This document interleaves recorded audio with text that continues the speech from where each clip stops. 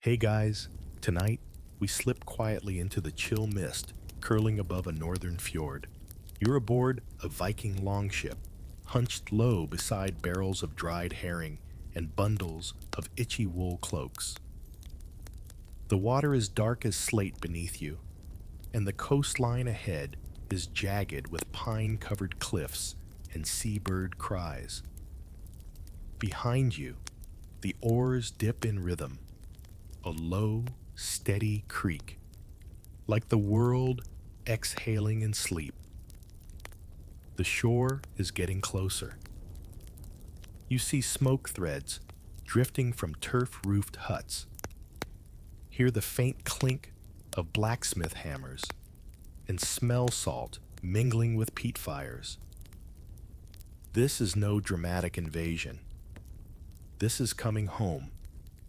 You've been gone for weeks, or maybe months, depending on how many wrong turns your shipmaster made, and now you're counting seagulls to stay awake. So, before you get comfortable, take a moment to like the video and subscribe, but only if you genuinely enjoy what I do here. And let me know in the comments where you're listening from and what time it is there. I love seeing where these sleepy journeys reach. Now, dim the lights, maybe turn on a fan for that soft background hum, and let's ease into tonight's journey together. You step ashore, boots crunching on frosty seaweed, greeted not by cheering crowds, but by a bored teenager holding a half-frozen fish. Welcome back. Someone's goat has gone missing again, and everyone suspects the same guy. This Viking settlement isn't exactly the blood and thunder saga you'd expect. It's muddy cold and smells faintly of cabbage and boiled socks. Children scurry between huts carrying bundles of kindling, and an elder missing several teeth waves you over to help unload a barrel of pickled turnips. Yes, you've returned just in time for the least glamorous part of Viking life unpacking. Historians still argue whether Viking settlements were rigidly structured or a bit more chaotic, your back currently supporting the full weight of a sack of barley votes for chaos. Inside, the longhouse heat from a central fire wraps you like a scratchy wool blanket. Smoke curls up through a hole in the roof, and the walls are hung with drying herbs, spare shields, and the occasional weird charm meant to ward off trolls or taxes, sometimes both. The matriarch of the house hands you a wooden bowl of lukewarm stew. It tastes like boiled ambition with a hint of mystery meat. You sit down beside a man tuning a lyre and a woman meticulously braiding a horse's tail into her own hair. She catches your eye and explains deadpan that it's for luck during tomorrow's goat wrestling competition. The longhouse hums with small conversations. No one's in a hurry, except that one guy always trying to sell fermented shark in jars. He insists it's a delicacy. You're not convinced. Outside, the light fades fast this far north. The sky turns bruise purple, and you shuffle off to the communal sleep hut. It's surprisingly cozy if you enjoy the company of snoring warriors' damp furs and the occasional stray chicken. You roll yourself up in a blanket and stare at the roof beams carved with runes that may or may not say, "Please stop poking the ceiling with your sword." As you drift off, you hear someone softly reciting a saga, probably exaggerated, about a cousin who once traded an entire cow for a comb blessed by Freya. No one questions it. In Viking lands, belief and practicality are roommates who argue over who left the meat out. And as the firelight flickers and someone mutters about the upcoming thing assembly, you start to wonder what sort of democracy involves so many axes. You wake up with a straw mat imprint on your cheek and the faint aroma of last night's fish stew still lingering in your nose. Outside the longhouse, The village is already stirring. A rooster crows indignantly, clearly annoyed that someone beat him to his morning cry.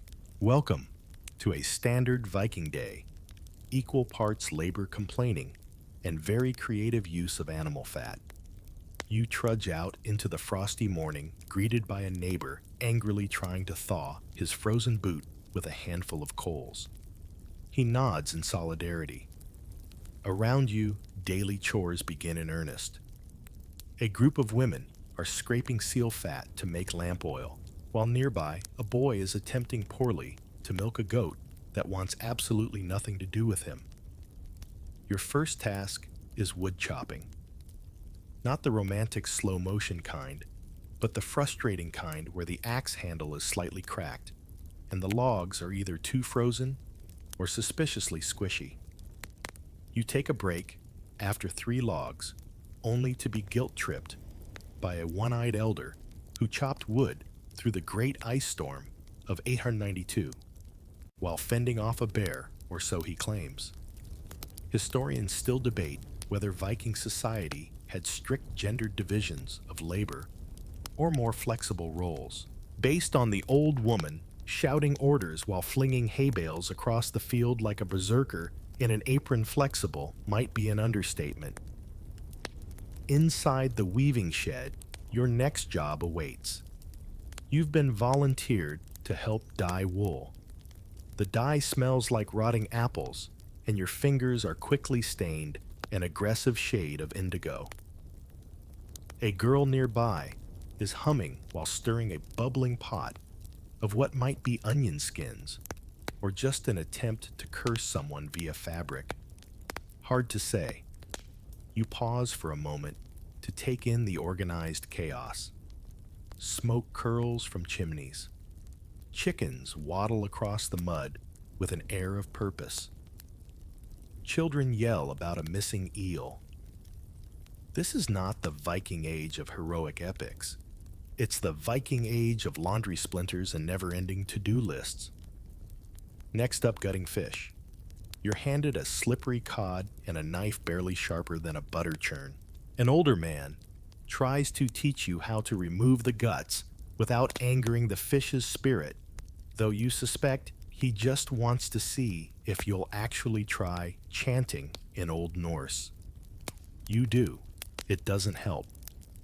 You sneak a break near the water's edge, watching distant seabirds wheel above the surf.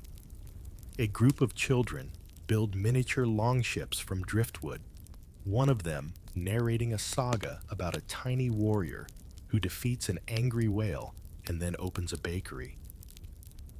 Honestly, it's not the worst plot you've heard. Suddenly, they're shouting. 2 men are arguing over a sheep. One claims it's his, the other insists the sheep chose him spiritually. This is resolved naturally with a wrestling match in a pigsty. No one wins, especially not the pig. You retreat to help with firewood stacking, which somehow devolves into a slow-motion log balancing contest. Someone brings mead. Someone else plays a bone flute. Someone else just starts loudly reciting the family tree of their goat. This is Viking life, when there are no raids, no legends in the making, just chores, gossip, and more fish than anyone should eat in a lifetime. And as the sun arcs lazily across the northern sky, casting a golden glaze over the fjord, you begin to appreciate it. The rhythm, the small absurdities, the warmth hidden under all that wet wool and sarcasm. You've barely shaken off the fish guts from yesterday when someone drags you to the runestone. Today's excitement involves communication. Not the loud mead-fueled shouting you witnessed last night, but actual writing. Well carving, really. Because in the Viking Age, runes are how you text your neighbors and immortalize your opinions on goats. You're handed a chisel and pointed at a slab of rock. The rune master, a stern woman with eyebrows like thorn bushes, tells you to practice your strokes on the sand first. She watches with an intensity usually reserved for military drills. You try your best, carving something that might mean victory, or possibly overcooked cabbage. Either way, she nods with minimal disappointment. You learn that each rune has a name, a sound, and a weirdly poetic meaning. Fehu for wealth, Rido for journeys, Thurasaz for thorn or giant depending on context. There's even a whole rune poem people recite, which you try to memorize between sneezes caused by smoke from someone burning seaweed as incense. Supposedly, it keeps away bad luck, or seagulls, or both. Historians still argue whether literacy was widespread or hoarded by an elite few. Judging by the toddlers scratching spirals into the dirt and shouting, "I wrote a curse," it's safe to say everyone gets involved, regardless of talent. Back in the longhouse, you join a circle around the hearth. This is prime gossip time, thinly disguised as oral tradition. A gray-bearded man launches into a saga about a warrior who wrestled a walrus for love, and halfway through, someone interrupts to point out that the walrus bit his own brother. A heated debate ensues. Meanwhile, someone else carves little hearts into a wooden spoon while pretending not to eavesdrop. You're handed a story in progress, a birch bark scroll with smudged ink and a lot of dramatic pauses. It seems to be a family feud turned romance turned farming manual. You're asked to suggest an ending. You propose a dragon. Laughter, then serious nods. It might just work. There's an art to Viking gossip. It's a blend of fact boast and wild invention all stirred together over soup and ale. Someone recalls a neighbor who claimed to have seen a draugr, the walking dead, stealing socks. That somehow turns into a community vote on whether to install more protective charms over the privy. Outside, you pass a group painting messages on shields. One has the runes for strength, another for "Stop hitting me." Someone tries to fit, "I miss my mother's oatcakes," but runs out of space and settles for oats. You linger at the edge of a field where a woman teaches children to chant stories in rhythm. One tale involves a bear, a berserker, and a magical pancake. The children are entranced. So are you. It's easy to forget that this is how culture is preserved, not on scrolls or in dusty archives, but through chuckles around the fire and dramatic retellings with wild hand gestures. As the sun dips low, you carve a final message into a sliver of bone, nothing grand, just your name, a lucky rune, and a small fish doodle. You hide it under your bedding like a secret wish. Maybe one day some future scholar will dig it up and wonder why a warrior inscribed, "Always stir the stew counterclockwise." The sun barely peeks over the horizon, casting long shadows that stretch across frost-kissed fields. You're bundled in a cloak, nursing a wooden mug of something hot and vaguely herbal. Today's agenda: surviving the kind of Viking winter day that makes your eyelashes freeze and your knees contemplate early retirement. There's a chill in the air that makes even your bones question your life choices. Yet somehow, the village is buzzing with peculiar energy. Apparently, it's time for the Midwinter Games Viking style. These aren't your standard Olympic events. No, these are the deeply strange, occasionally dangerous, often hilarious competitions that pass the time when daylight is scarce and tempers are shorter than a berserker's fuse. You're signed up for the mead memory challenge before you even finish your breakfast. The rules are simple. Drink a horn of mead. Listen to a 10-minute saga about a warrior, his horse, and a jealous elf, then recite it back with minimal embellishment. You fail spectacularly, adding a talking goose and misplacing the fjord entirely. The crowd loves it. Someone offers you a second mead horn as consolation. You suspect this is how the memory test becomes a sleep contest. Historians still argue whether such games were organized cultural rituals or spontaneous winter boredom. Given the lack of scoring system and the presence of a referee who keeps nodding off spontaneous seems fair. Next up, endurance sitting. Yes, sitting on an ice block while holding a goose. You make it 12 minutes before the goose nips your hand and waddles off triumphantly. The reigning champion smirks from his frosty perch, wrapped in an absurdly large fox pelt. No one knows his real name. They just call him Goose King. Over in the clearing, a group is playing Snowstone, a game that involves sliding rocks across icy ground toward a target while shouting insults about each other's ancestors. The insults are elaborate, lyrical, and oddly specific. One involves a cow, a sock, and a cursed spoon. There's also a sport involving trying to steal someone's cloak without being caught. You fail instantly. A 10-year-old girl yanks your hood and dashes off cackling. You consider vengeance, but your cloak is warm and she's very fast. You join a ring of spectators for the final event, the mock saga duel. Contestants improvise epic tales of glory loss and goats trying to outdo each other in drama and absurdity.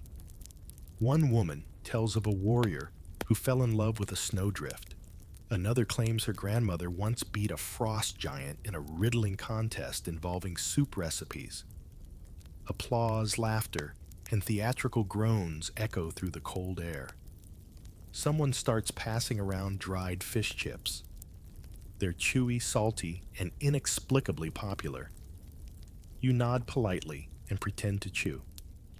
After a long day of frozen fingers and exaggerated tales, the sun dips below the hills. Everyone gathers around the fire pit for closing ceremonies, meaning more mead, slightly charred meat, and someone playing a tune on an elk horn. You join a circle of villagers who exchange small gifts, carved trinkets, woven charms, even a pine cone shaped vaguely like Thor's hammer. You receive a crude wooden pendant shaped like a bear's foot. For bravery, the gift giver says. You suspect it's more about your goose performance than actual valor. As darkness swallows the last of the light, you lie back on a fur blanket beside the fire, your fingers still tingling from the cold. The stars blink down distant and gentle. Someone begins a lullaby in a language older than the hills. You don't know the words, but the tune wraps around you like a second blanket. And you think, perhaps, in a world ruled by ice silence and sarcasm, the real victory lies in still being able to laugh. You wake to the sound of goats, not just one goat, but a chorus each bleating in its own distinct key, like a poorly rehearsed Viking choir. You stretch under your furs and peek outside the longhouse. Today's gathering is no festival. It's the thing. Not a thing, but the thing. The Viking Community Assembly, where justice is debated, disputes are settled, and everyone argues like their beard's honor depends on it. You trudge across the muddy square, pulled along by a neighbor who insists you attend for the drama. You're not disappointed. The thing is held on a wide hilltop ringed by stone seats and tree stumps. At its center stands the law speaker, a man who looks like he's memorized every goat-related law since the dawn of time and is ready to recite them all.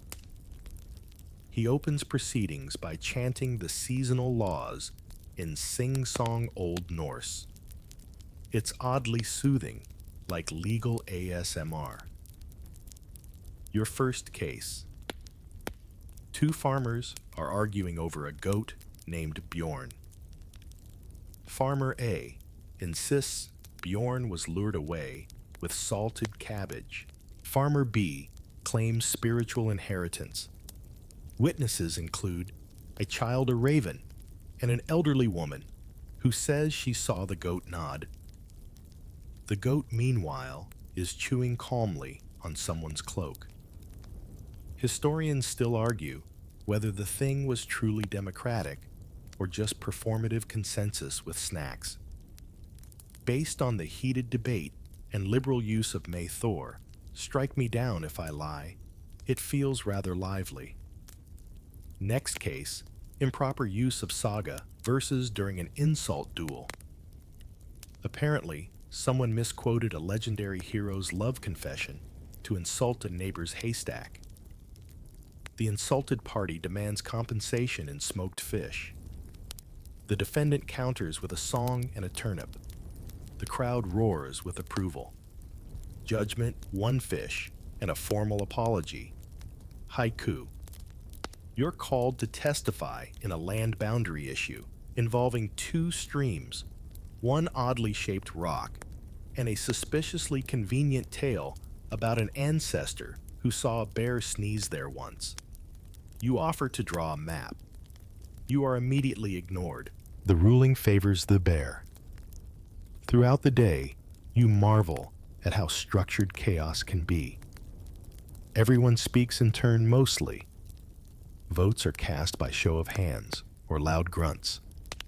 Elders raise eyebrows when someone tries to bribe the court with cheese, though not because it's illegal, just because the cheese is subpar. There's a lunch break. Roasted root vegetables and dried meat are shared while debates continue around campfires. You sit next to a woman embroidering a saga scene on a cloak. The hero is clearly losing a duel to a duck. Symbolism, she explains. Back in session, you watch a duel not of weapons, but words. Two men stand across from each other, trading legal boasts and veiled threats in rhyming couplets. A third man plays background harp. It ends in a draw, sealed with a handshake and a slightly passive-aggressive hug.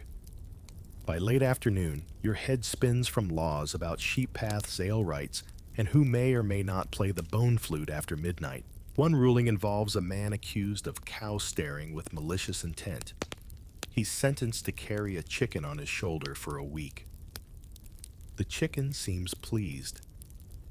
As the sun dips, the law speaker wraps up with a poetic summary of the day's decisions.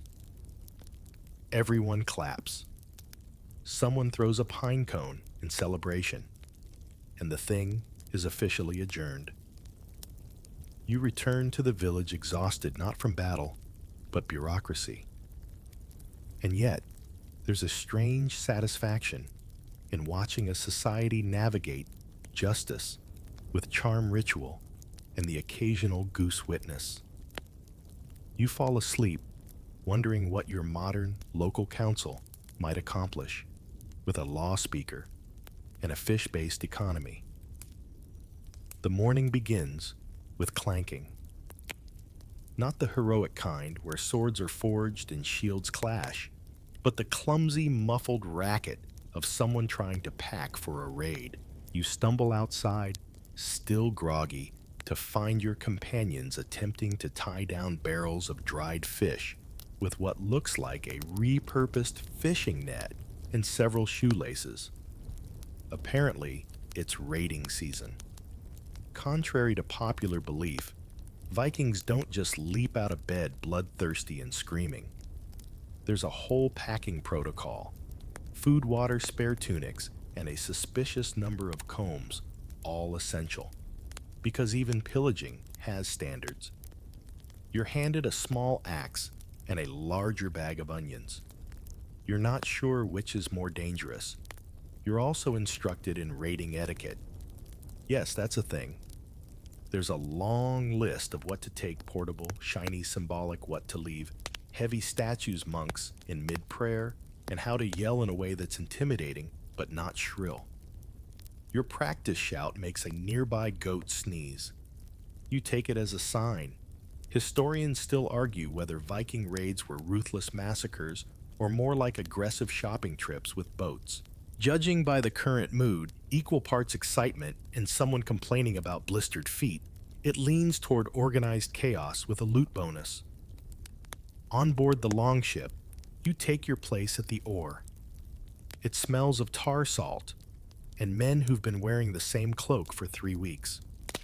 You row in rhythm to a drum beat, occasionally interrupted by arguments over route choices or whether someone forgot the ceremonial skull mug. One guy insists he saw a sea serpent last time. No one believes him. Your destination. A coastal abbey. You're given a short briefing. No burning libraries this time. Keep shouting to a minimum. And if you see a monk holding a cat, just back away slowly. Apparently, that one monk's cat has a reputation. You make landfall at dawn. The village is still asleep. You creep toward the abbey, where someone trips over a chicken, setting off a chain reaction of yelps, dropped axes, and one guy falling into a well. So much for stealth. The raid is short, confusing, and full of awkward apologies. A monk offers you a loaf of bread in exchange for not touching the altar cloths. You agree mostly because the bread smells amazing. You leave with a handful of silver cups, a beautifully illustrated manuscript, and a sheep that no one remembers stealing. It's just there now. His name is Harold. Back on the ship, you realize someone swapped your onions for turnips. You're not even mad, just puzzled. Someone else presents their loot, a bell, 2 candlesticks, and a carved wooden spoon shaped like a dragon. It rattles when shaken, possibly cursed. That evening, you gather around a fire to recount the glorious victory. The details change. With each retelling, the monk becomes a sorcerer.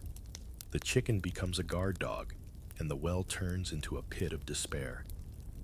Everyone cheers. Someone writes a song. You drift to sleep, staring at the stars above the fjord, the gentle sway of the ship lulling your thoughts. You think about the strange courtesy of the whole affair, how raids involve more confusion and compromise than the sagas admit. You wonder if that monk will miss his bread. You've barely recovered from your last sea voyage when a trader named Eric, shirtless in the snow, for reasons unknown, announces an expedition south. Way south, to Baghdad. You blink. Baghdad. That's not nearby. But you're intrigued. You've heard tales of vast markets towers wrapped in silk and fruit you can't even pronounce. Plus, anything sounds appealing after your 3rd week of pickled fish and substance soap made from animal bones. The journey is long, winding down rivers, trudging through forests, and bribing enough toll keepers to start your own economy. You pass through Novgorod, a muddy metropolis where you trade fur for copper, and meet a man who claims his hat once belonged to a bear. You don't ask questions. Historians still argue whether Viking traders were occasional travelers or deeply embedded in Eastern trade networks. Judging by the sheer volume of socks exchanged for spices deeply embedded, might be underselling it. Eventually, you reach Baghdad, glorious, bustling, sun-baked Baghdad. It's everything the sagas promised and more. You step into the marketplace and are hit with a wall of aromas saffron, cinnamon, roasting meats, strange flowers, and a hint of camel. You stick out immediately. A Norseman in a wool tunic smelling faintly of herring tends to draw attention, but the locals are used to odd visitors. A merchant offers you figs. Another offers directions in surprisingly fluent Norse. Turns out Vikings are regulars here. You even find graffiti carved in runes behind a bathhouse. Something about Olaf was here too hot send snow. You join your companions at a sprawling bazaar. Fabrics cascade from stalls like waterfalls. Spices sit in golden mounds. One trader offers you something called coffee. You drink it and immediately regret every sleepless decision of your life until now. You try to trade your meager goods, fur, amber, and carved bone combs for silk and dates. It mostly works. Someone throws in a brass lamp with a dent and a vague promise of mystery. You're also invited to a public bath. You hesitate. Your last bath involved snow and screaming. But curiosity wins. The marble floors are warm. The water is scented. People chat softly while the servants pour water from copper ewers. You've never felt cleaner or more painfully aware of your calluses. In the evening, you're invited to a dinner hosted by a scholar who collects foreign stories. You tell a saga about a man who challenged Thor to a snowball fight. He laughs politely and offers you sweet cakes filled with something that might be figs or magic. You nod, chewing thoughtfully. Baghdad dazzles you. The architecture glows under lantern light. Courtyards hum with music. A man reads poetry from a balcony, while parrots squawk rhythmically in the background. It's like another world. Yet somehow, the conversations feel familiar. Arguments over neighbors' prices, whether a goat counts as furniture.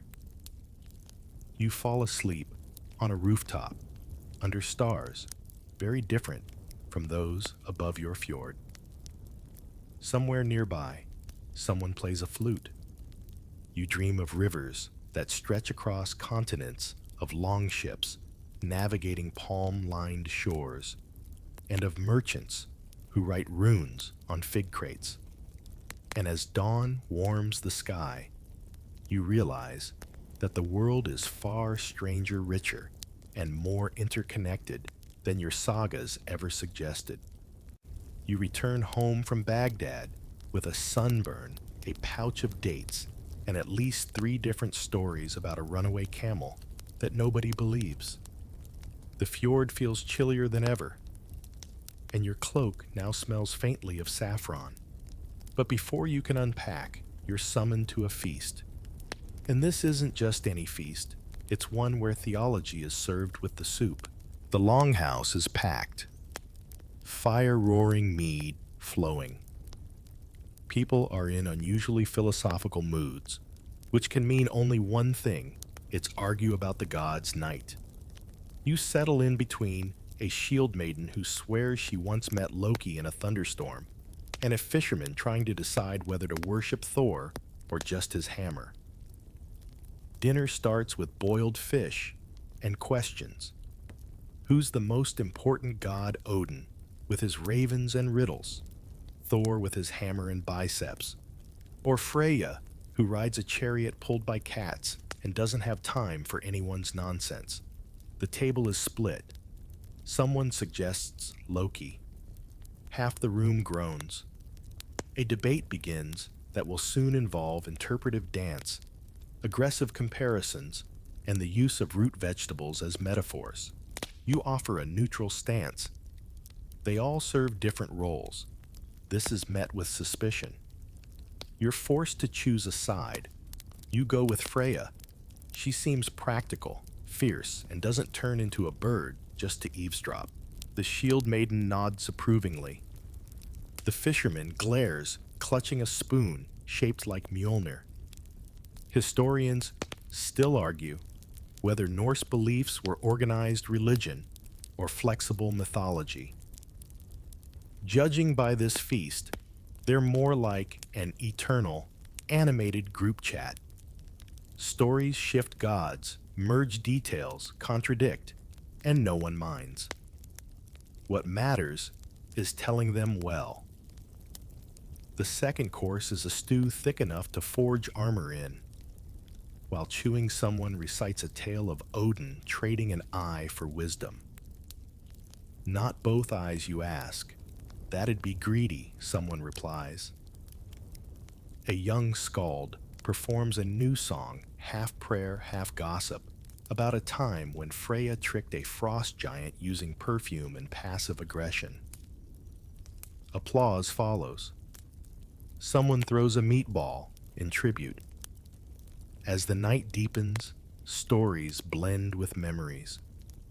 One woman insists she saw a Valkyrie on her wedding day. Another says Thor once fixed her roof during a thunderstorm, though the repairs were questionable. You nod sagely. You've learned not to interrupt myth in progress. Outside, snow begins to fall. Someone steps out to draw runes in it, just in case Odin's watching. You remain inside, sipping something warm and inexplicably green, trying not to fall asleep on a shield. Eventually, the room quiets. The fire dims. People drift into sleep, or at least theological silence. You find a spot near the hearth head, resting on a sack of onions shaped vaguely like Yggdrasil. And as you fade into dreams, you realize these gods aren't distant or wrathful. They're woven into dinner jokes, chores, and midnight songs. Not worshipped so much as lived with like loud, eccentric relatives who drop in during blizzards to borrow socks and whisper wisdom into your soup. The first thing you hear this morning is cursing. Colorful, inventive cursing involving fish guts, rain, and a boat named Lucky Hilda that is anything but. You step outside to find the village gripped by the eternal struggle of Viking shipbuilding. Rain is falling in that passive-aggressive northern way, just enough to soak your socks, but not justify staying inside. Down by the fjord, half the town is clustered around a skeleton of a longship. It's majestic in shape, if not in stability. One side is slightly more crooked than the other, giving it the appearance of a confused eel. You're immediately handed a pitch-smeared rope and told to make yourself useful. Your job stitching together the sail. With your luck, it's the part destined to tear dramatically mid-voyage. Shipbuilding is a community affair. Kids run errands, elders shout advice, and somewhere in the background, a man sings a work song about a whale who fell in love with an oar. You hum along, even though the chorus changes every verse. Your hands grow numb as you help lash planks, oil beams, and chase off seagulls that think every nail is a fish. You're then roped into a spirited debate over the dragon head design for the prow. Options include terrifying dragon smirking, dragon confused sea serpent, or abstract fish that might be a bird. You vote for the smirker. Democracy rules. Terrifying dragon wins. Historians still argue whether Viking ship designs were purely functional or also expressions of identity. Today's design committee leans heavily toward personal flair with minor seaworthiness. As the keel is hammered in the shipwright, a woman with arms like tree trunks and zero patience tells you stories of her best and worst builds. There was the leaky bear, the floating salad bowl, and the infamous half a ship, which only made it halfway across the fjord before deciding it was done. You take a break near the fire pit, warming your hands and watching the ship slowly take shape. It's beautiful in a wobbly, ambitious kind of way. made of oak sweat and hope. Someone passes you smoked trout on flatbread. You don't ask what the dark specks are. By mid-afternoon, the sail is raised. It billows like a giant tea towel in the drizzle. Everyone cheers. Then the rain increases, and the cheer turns into a sprint to cover the pitch pots. You huddle under a tarp with a group of apprentices who try to convince you that ship spirits are real, and yours might be cursed unless you offer it a breadcrumb and a compliment. You comply. The ship seems mildly appeased. As the day ends, you help push the nearly complete longship into the shallows for a trial float. It wobbles rocks, then settles. Cheers again. Someone falls in and more cheering. You walk home soaked but satisfied. In a world where storms wait just over the horizon, building something that floats even slightly is a small, heroic act. And as you fall asleep that night, to the sound of hammering echoing faintly from the fjord, you dream of waves, wind, and a ship that might just sail straight, if you don't sneeze on it. It's a quiet night, and for once no one is yelling about goat's blisters or stolen fish. You lie under a fur blanket staring up at a sky, freckled with cold stars, your head propped on a rolled-up cloak, still faintly damp from the boatyard. The air smells like smoke and pine, and that weird moss everyone uses as pillow stuffing. Sleep doesn't come easily, so you listen to the night. Somewhere nearby, someone is softly singing a lullaby in Old Norse. A dog barks in its sleep. The wind rustles through the birch trees like whispered secrets. You shift close your eyes and let your mind wander. Suddenly, you hear the swish of wings. You open one eye. No birds, just a feeling. Something old, heavy with story. You roll over, and there they are, Valkyries. Or so your brain decides half asleep. They aren't armored in gold or brandishing spears. They're perched on the roof beams, debating in low voices and ignoring you completely. One's sharpening a sword with an antler. Another's braiding her hair with what looks like a piece of thundercloud. They glance your way. You try to look respectable. You fail. One of them raises an eyebrow. "That haircut," she says. The others snicker. You consider defending yourself, but decide it's best to play dead. Historians still argue whether Valkyries were battlefield spirit guides or poetic metaphors. Right now, they feel very real, very judgmental, and very likely to rewire your dreams. They start sorting names, not just famous warriors, but regular folks. Kjartan the bread burner, Inga the goat whisperer. You, one says, pointing at you, almost drowned in soup once. The others nod solemnly, heroic. You watch as they sprinkle something silvery ashes, stars, breadcrumbs over the longhouse, murmuring lines from sagas that haven't been written yet. One carries a list carved into bone, tapping it with a feather to make certain names glow. Yours glows faintly, then flickers, then glows again, as if undecided. They argue for a bit. Something about your tendency to fall asleep during axe practice. Someone mentions that time you stole a turnip out of boredom. You curl deeper into your blanket, pretending not to hear. Eventually, they laugh. One says, "Let's give them one more chance to impress us." She tosses something at your feet, a feather, warm to the touch. Then they vanish like fog, leaving only the faint scent of mead and lightning. You lie there for a while, wide-eyed, trying to decide if you dreamed it. You reach down. The feather's still there. Morning creeps in soft and gray. You wake up groggy, but with a strange sense of being slightly watched. You step outside. No sign of wings, just the normal chaos, kids yelling, someone tripping over a barrel, and a man trying to yodel while brushing a goat. You tuck the feather into your pouch. Maybe you imagined it. Maybe you didn't. Either way, you feel a little braver, or maybe just weirder.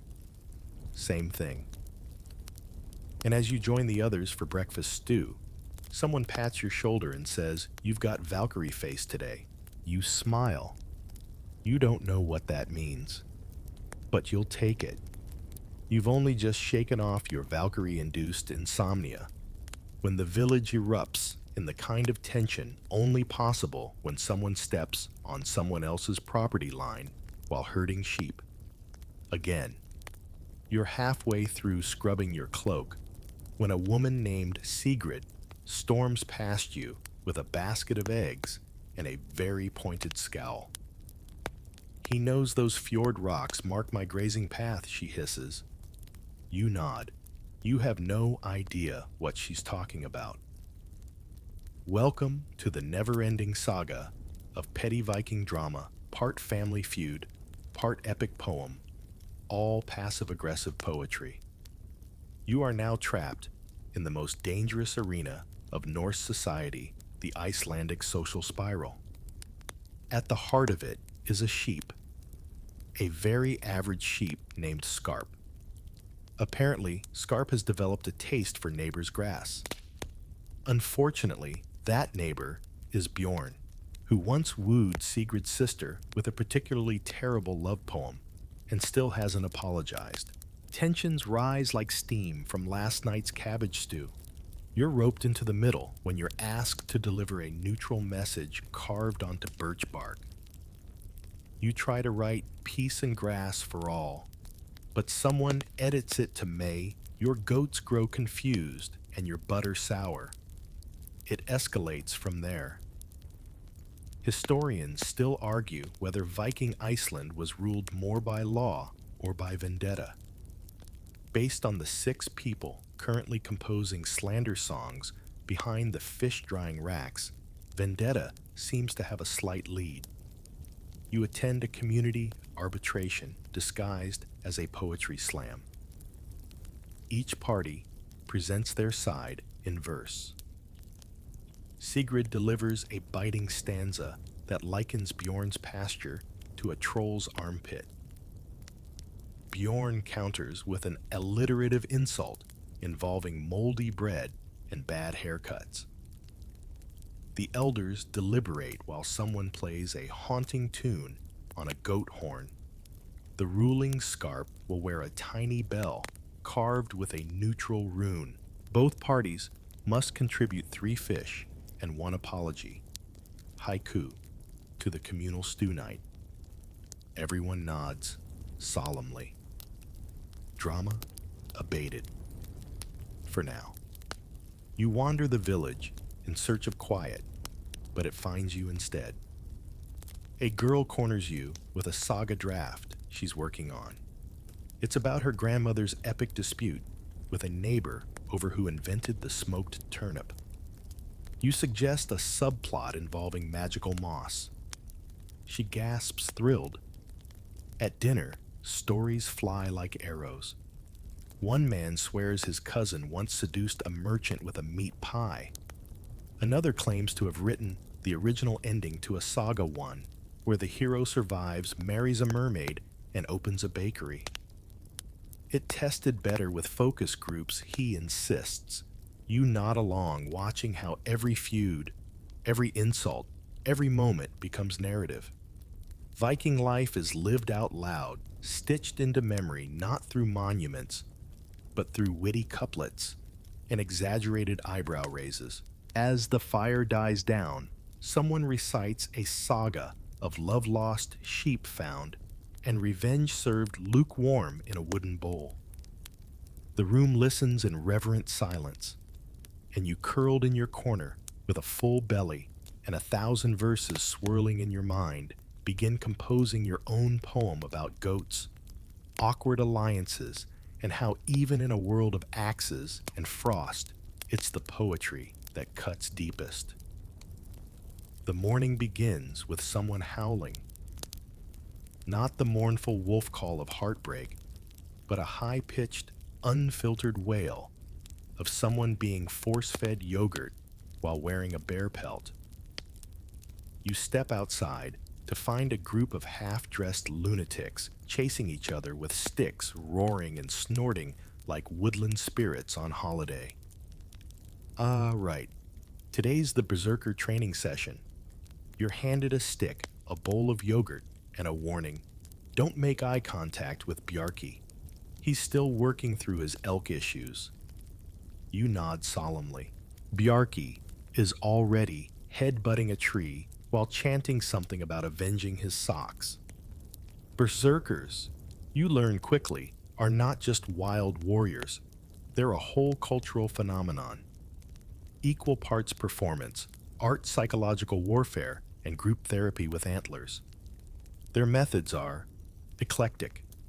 There's shouting, biting interpretive flailing, and the occasional attempt to wrestle wind. Your first task is to growl convincingly. You fail. It comes out like an apologetic purr. The trainer glares. You try again this time. More throat, less regret. Better. You're given a compliment. You sound like an angry squirrel. It's a start. Historians still argue whether berserkers were truly possessed, drugged out of their minds, or just very committed to their reputation. Standing here in a tunic soaked with goat milk, while 3 grown men crawl on all fours, pretending to be battle spirits, you suspect all 3 are valid. Next exercise, the frenzy. You're told to visualize a deep injustice, a stolen fish, a broken comb, a smirking enemy, and channel it into furious movement. You think about that one time someone stole your turnip loaf. Rage builds. You snarl. You charge. You trip over a bucket. The others applaud anyway. Then comes the bear test. You must wear a musty bear pelt, eat fermented roots, and scream your ancestral battle cry while being pelted with pebbles and insults. You give it your all. Your battle cry sounds like, "For the pastry." But the spirit is there. Someone dubs you Honeyclaw. You take it. Afterward, there's cool-down meditation. Yes, really. A circle of warriors, still sticky with yogurt, sits cross-legged while the instructor hums and talks about embracing your inner silence before you embrace your inner destruction. You doze off slightly. Someone starts snoring in rhythm. Peaceful. Then come the group affirmations. I am strong. I am unpredictable.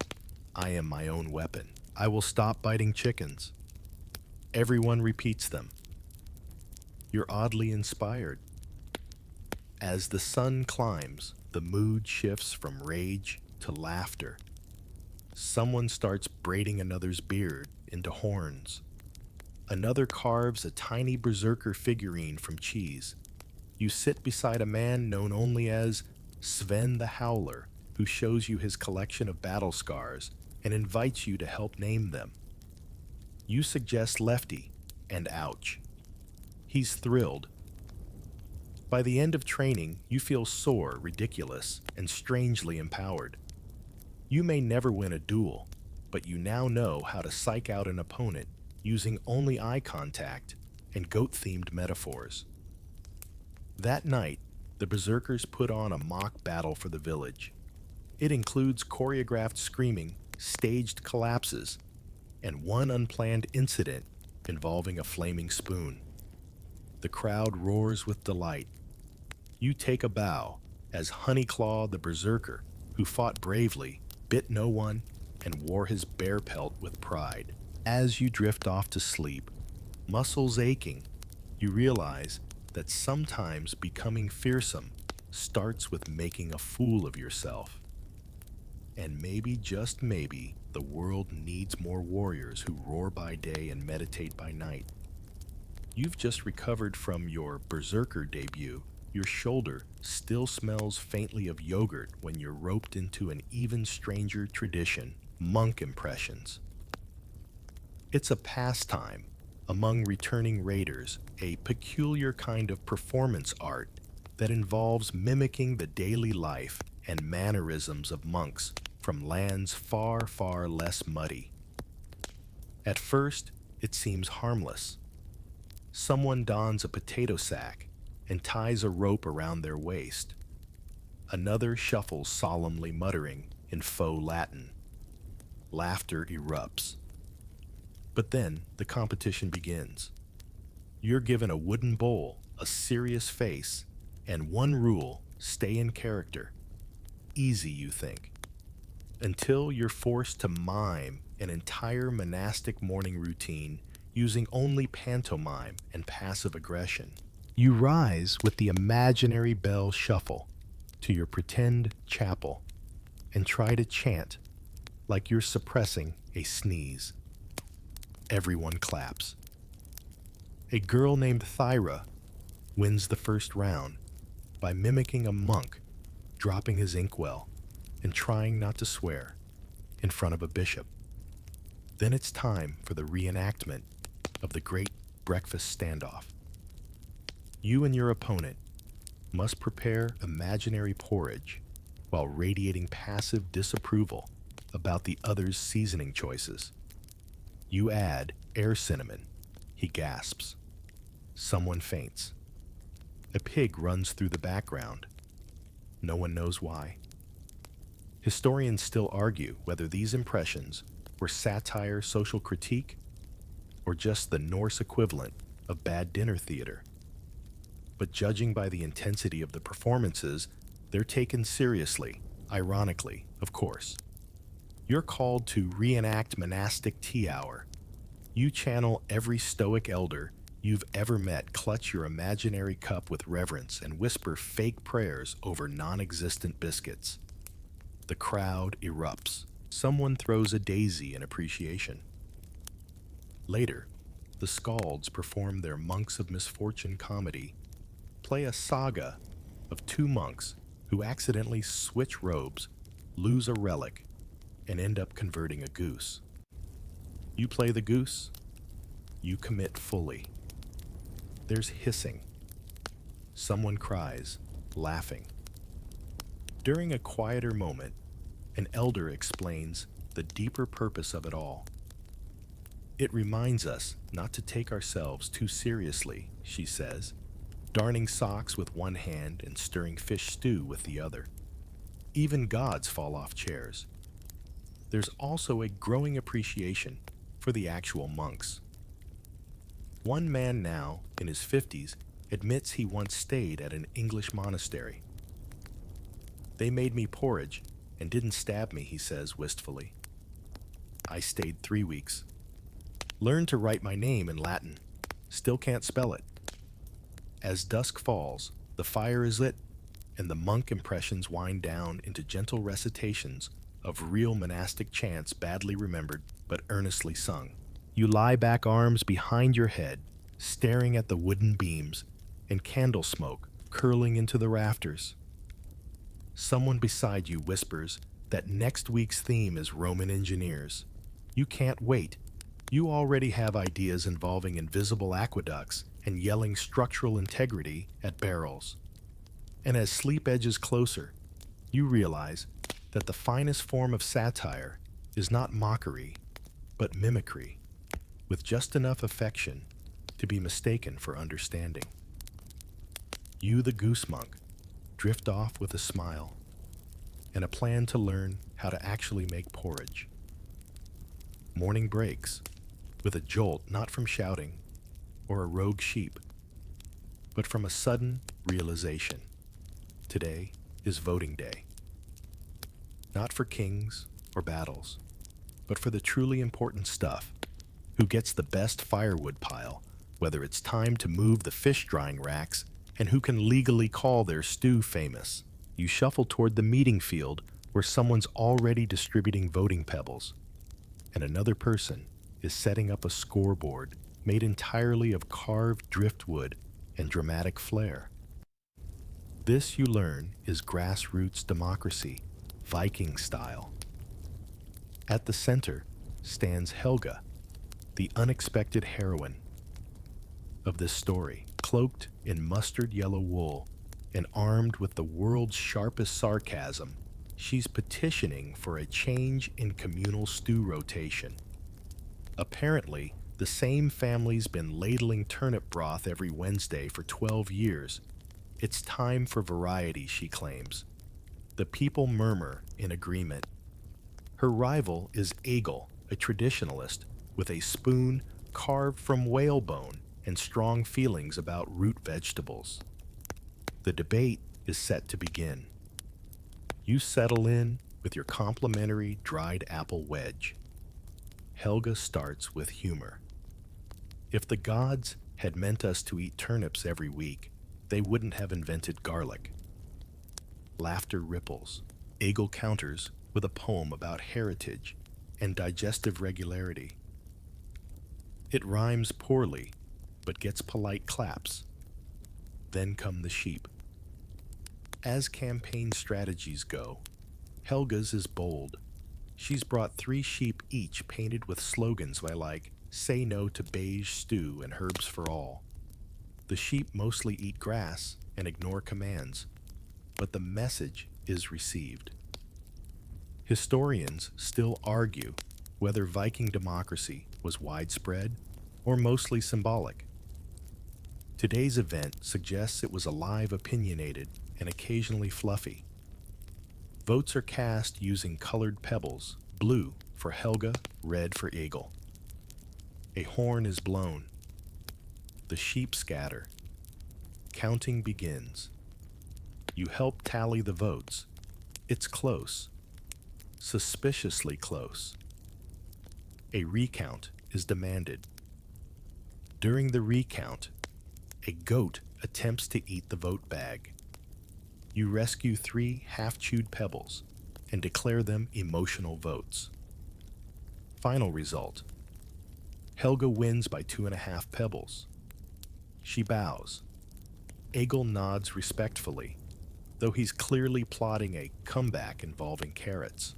With her victory, Helga is granted stew rotation privileges and, more importantly, community bragging rights for the month. She celebrates by distributing garlic-laced fish cakes and reenacting her speech using sock puppets. You are volunteered to play the angry turnip. As the crowd disperses, you reflect on the peculiar beauty of it all. Decisions are made. Voices are heard. Arguments happen. Sheep are painted. Democracy thrives not in grand halls, but in muddy fields over soup and sarcasm. Later that night, you sit beside Helga at the fire. She hands you a carved pebble. "My lucky vote," she says. "Keep it, for when you need to win something absurd." You thank her, clutching it like a relic. And as stars wink down, you wonder what else might be decided by pebble by sheep, or by sheer unrelenting charm. You wake to the distant sound of gulls and the gentle lap of waves against the shore. Something's different. The village feels quieter today, like it's holding its breath. You step outside and see a longship at the ready, not for raiding, not for trading, but for exploration. The word ripples through Camp Vinland. No one agrees exactly where Vinland is. Some say it's a land of wild grapes and endless game. Others insist it's cursed damp and smells like regret. But today, that mystery doesn't matter. The ship is stocked. The crew is restless, and you're invited. You climb aboard, past 3 barrels of salted meat and bundles of tools settling near the prow beneath a carved bird head figure. You watch as the fjord narrows, then opens to the great unknown. The familiar coastline fades behind you, swallowed by sea mist and soft drizzle. Historians still argue whether the Vikings truly settled in North America or merely visited. As you ride the waves, stomach uneasy, you suspect it doesn't matter. The journey itself is its own saga. Days blur into ocean. You drift into a rhythm of rowing, eating, sleeping. Storms hit. You bail water with a bowl that smells faintly of onions. A crewman teaches you how to navigate by stars, though you suspect he's just pointing at whichever one looks least judgmental. Then land, gentle slopes, strange trees, and the promise of something untouched. You help pull the ship ashore. The sand feels soft and cold, like old bread left in a snowdrift.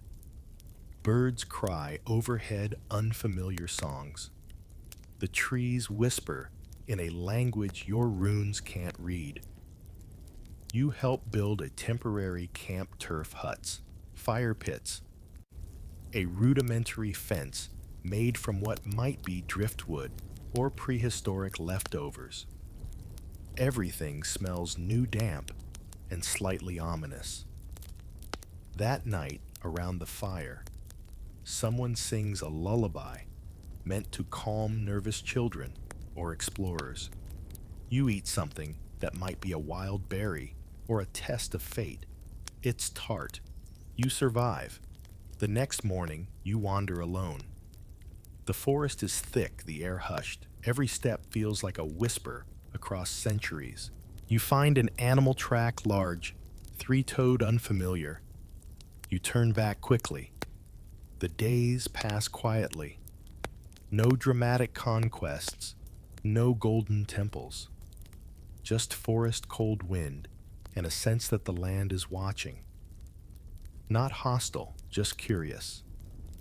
You whisper back in your own way, by stacking stones in a quiet spiral, leaving a carved rune beneath a pine, whittling a tiny dragon, and hiding it in a hollow tree.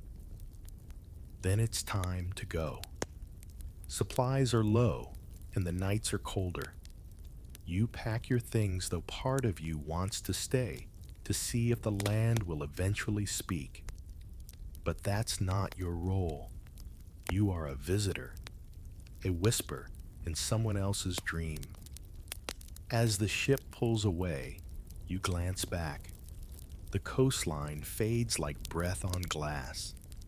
You clutch a handful of Vinland earth in your pouch, not as proof, but as memory. And as the waves rock you gently toward home, your eyelids grow heavy. The wind hums through the sails. Someone snores softly nearby. You let yourself drift, unsure if this was all a tale you'll one day tell, or a dream the land lent you briefly. And now, as the last echoes of the oars fade into the sea and the stars overhead stretch like silver threads across the dark, it's time to let go of the story, the journey, and the hum of distant voices. The fire in the hearth has dimmed to a soft orange glow. You're wrapped in furs, warm and safe, with the distant sound of waves licking the shore like lullabies in slow motion. Breathe in deeply. Let your shoulders loosen. Let your breath melt into the rhythm of quiet. The longship has docked. The saga has paused. And for now, the world needs nothing from you. All around you, the world is sleeping, soft-footed foxes curled in burrows, moss-covered stones, blanketed in frost clouds, drifting low over pine-covered hills. The sea has grown still. The sky holds its breath. Even the gods, somewhere high above, have turned their faces toward dreams. You did well, traveler. You wandered far, listened deeply, laughed often, and dared to see the world as it once was. Strange, wonderful, and softly absurd. You're part of the story now. The sagas will remember you in their own way. Close your eyes. Let the whispers of Vinland fade. Let the waves carry you inward. The voyage is over. The hearth is warm. You're home. As the last embers fade beneath the longhouse hearth, and the echoes of saga and laughter settle into silence, you roll onto your side beneath the scratchy wool blanket. Outside, the northern sky is still faintly blue, refusing to yield to full night. You close your eyes, thinking of the oaths, the feasts, the foolish debates over gods and goats. But not all Viking stories begin with war horns or end in glory. Some unfold quietly far from the fjords, down where sea mist clings to the hulls of ships bound not for conquest, but for commerce. Southward, across the gray waters, lies another kind of Viking tale, one that wasn't carved in runestones or sung in mead halls, but whispered in trade ledgers and sealed with bone. Tonight, we follow the tide to a city built on oak and ambition, a place where queens held power not with swords, but with silence. Welcome to Dublin. Hey guys, tonight we step on to the rain-slicked shore of Viking Dublin around the 10th century. The air is thick with sea salt and peat smoke. You hear gulls screech overhead and the slap of water against longship hulls. Your toes squish into dark, muddy sand as you step off a boat that smells like wet fur and dried fish. Ahead looms a bustling settlement, turf-roofed halls, wooden stockades, and figures moving like shadows in the dawn fog. But we're not here to raid Not Tonight. We're here to find someone history almost forgot: the Viking queens of Dublin. Yes, queens, real ones. Women who held power, not just behind thrones, but sometimes on them. Their names barely made it into the sagas. Their bones rarely grace the museums. Yet their influence still lingers in whispered records, shipped manifests, and buried combs. So, before you get comfortable, take a moment to like the video and subscribe, but only if you genuinely enjoy what I do here. And I'd love to know where you're listening from tonight and what time it is where you are. Now dim the lights, maybe turn on a fan for that soft background hum, and let's ease into tonight's journey together. Your boat thuds into the shore. There's no dock, just a slope of sticky gravel and reeds. You shoulder a bundle of wool cloaks and wade to land, blinking against the drizzle. On the ridge, you see it Dublin. Not the Dublin of Guinness and Gaelic football, but a Norse-Irish port built from oak timbers and ambition. You're ushered up a slick trail past traders unloading seal pelts and bitter-smelling fermented fish. Children stare at your cloak, and a dog sniffs your calves. At the gates, a guard with fox fur cuffs nods you through without a word. No paperwork here, just face recognition and the honor system, or the threat of being clubbed. You're headed for a feast, or so you were told. But what you find instead is a wide hall hung with damp wool and the faint echo of a harp. There's a long table, but no king.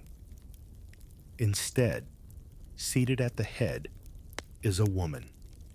Her hair is tightly braided with bone combs, her hands calloused from something more than embroidery. She looks at you with a mixture of amusement and scrutiny and gestures for you to sit. She is not a placeholder. She is not just the wife of some raiding earl. She speaks 3 dialects, barters for whale teeth, and knows how many spears are hidden in the grain barn. The scribes won't write about her, but the traders know her name. The records we have, such as they are, speak vaguely of royal women in Dublin. Some married to Norse kings, some Gaelic-born with Viking husbands. They were often described as noble wives, which, let's be honest, is medieval code, for we don't know what she actually did, but she scared us a little. And no one's entirely sure how power transferred between men and women here. In Norse culture, women could own land command ships, even demand divorce. In Gaelic society, some queens were warriors. In Dublin, a curious hybrid. Historians still argue whether queens, like the one before you, ruled directly or merely acted as regents when their husbands raided. But looking at her now, you doubt anyone ever made her wait for permission. The walls of her hall are hung with cloth maps faded from smoke. They show trade routes to York to Baghdad, to the amber markets of the Baltic. A carved walrus tusk spindle rests beside her chair. Her voice is low and even, but when she speaks, the fire crackles louder, like it knows who's in charge. And just for a moment, while servants bring you mead with floating juniper berries and the harp plays a tune half Norse, half Irish, you feel like you're in a story no one's bothered to write down. A story where a queen rules not with a scepter, but with fish quotas and storm maps. Because in Viking Dublin, queens don't wear velvet. They wear wool smell, faintly of smoked eel, and negotiate with a look. You're seated now, legs warm from the fire pit, sunk into the center of the hall. The air smells like wet wool and damp ash, and the queen, you still don't know her name, leans forward slightly. Her eyes flicker over you, as if weighing whether you're clever enough to be useful or just another mouth to feed during winter. The silence stretches filled only by the rhythmic clink of a ladle dipping into a cauldron. Eventually, she speaks not to you, but to a man nearby, whose tunic is patched with sealskin. The trader from York was late, she says. He brought salt, not silver. I want him watched. No titles, no ceremony, just a directive. He nods and leaves. It's tempting to think of queens as decorations in Viking courts, beautiful, dutiful, possibly tragic. But that's not how this worked in Dublin. Power here was fluid, shaped by alliances, bloodlines, and personal charisma. The old Norse sagas rarely give women more than a sentence. Yet local chronicles, when they bother, hint at women like her advisors, deal makers, and sometimes silent puppet masters. Historians still debate whether women in Dublin were recognized as sovereigns or whether their roles were simply functional commanding in the absence of their husbands or steering diplomacy when the men were too drunk or dead. But archaeology offers some curious clues, brooches too elaborate for simple merchant wives' imported textiles, suggesting prestige and household layouts that indicate female-centered authority. Your queen stands. She doesn't rise so much as unfolds, tall, broad-shouldered, and sure. Her voice carries now as she addresses a young girl holding a carved horn. Remind me what I said about patience, she says mildly. The girl replies that it's best served with brine. A hint of a smile creases the queen's face. Lesson delivered. Back outside, the rain has lessened to a soft mist. You follow the queen and her small entourage as they cross the central yard toward another hall. Children run ahead, slipping in the mud. One boy wears a fox skull on his belt. Another carries a carved wooden fish. The queen nods at a group of men polishing shields. No one bows. They just stop talking. You arrive at what looks like a granary, but isn't. Inside are racks of dried herbs, bolts of dyed cloth, and scrolls. Real scrolls wrapped in sealskin. The queen gestures for you to sit beside her on a bench made from a single yew plank. "You wonder who I serve," she says, suddenly eyes fixed on a flickering oil lamp. "I serve Dublin. The throne serves me when it's not in use." You blink.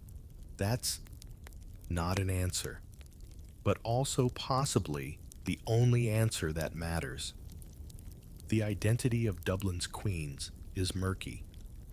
Some may have been Norse Gaels descended from both Viking settlers and native Irish dynasties. Others may have come from abroad, sent as marriage tokens to seal pacts or bribes. One figure, Gurmlithingen Mershida, is often mentioned. A fierce, strategic woman, married to at least 3 kings, she may have ruled as much by political web spinning as by love. Whether she counts as a Dublin queen depends on how you define Dublin queen and truth. Kings come and go. Your queen mutters, cracking a hazelnut with her teeth. Ships sink. Sons die. But the ledger doesn't lie. Behind her, a servant adjusts a ledger carved into a board. Notches track grain stores, weapon repairs, wool shipments. You notice a column marked with seals, tiny round impressions of carved whalebone. Each bears a different sigil. These aren't just tallies, they're agreements, contracts. In a world where parchment was rare, and ink, even rarer seals were as good as signatures, and in this ledger, some of the seals bear feminine symbols, stylized combs, spindle whorls, or crescent moons. Not just witness marks. Ownership. You lean back. The hearth's warmth starts to lull you. Rain taps softly on the roof beams overhead, and the queen. She hasn't moved. She sits like part of the architecture, fixed, permanent, quietly alert. And you begin to suspect something. Not that the queen serves the city, but that the city secretly bends around her. The next morning comes with a gray sky and the thick, earthy smell of wood smoke clinging to everything. You awaken on a straw-filled mat in a corner of the queen's guest hall, your cloak draped over you like a musty, slightly damp blanket. There's no rooster crowing, just the distant caw of seabirds and the soft rustle of movement beyond the wooden door. When you emerge, the yard is already alive. Sheep are being herded through a narrow lane. Women rinse fish guts in wooden buckets.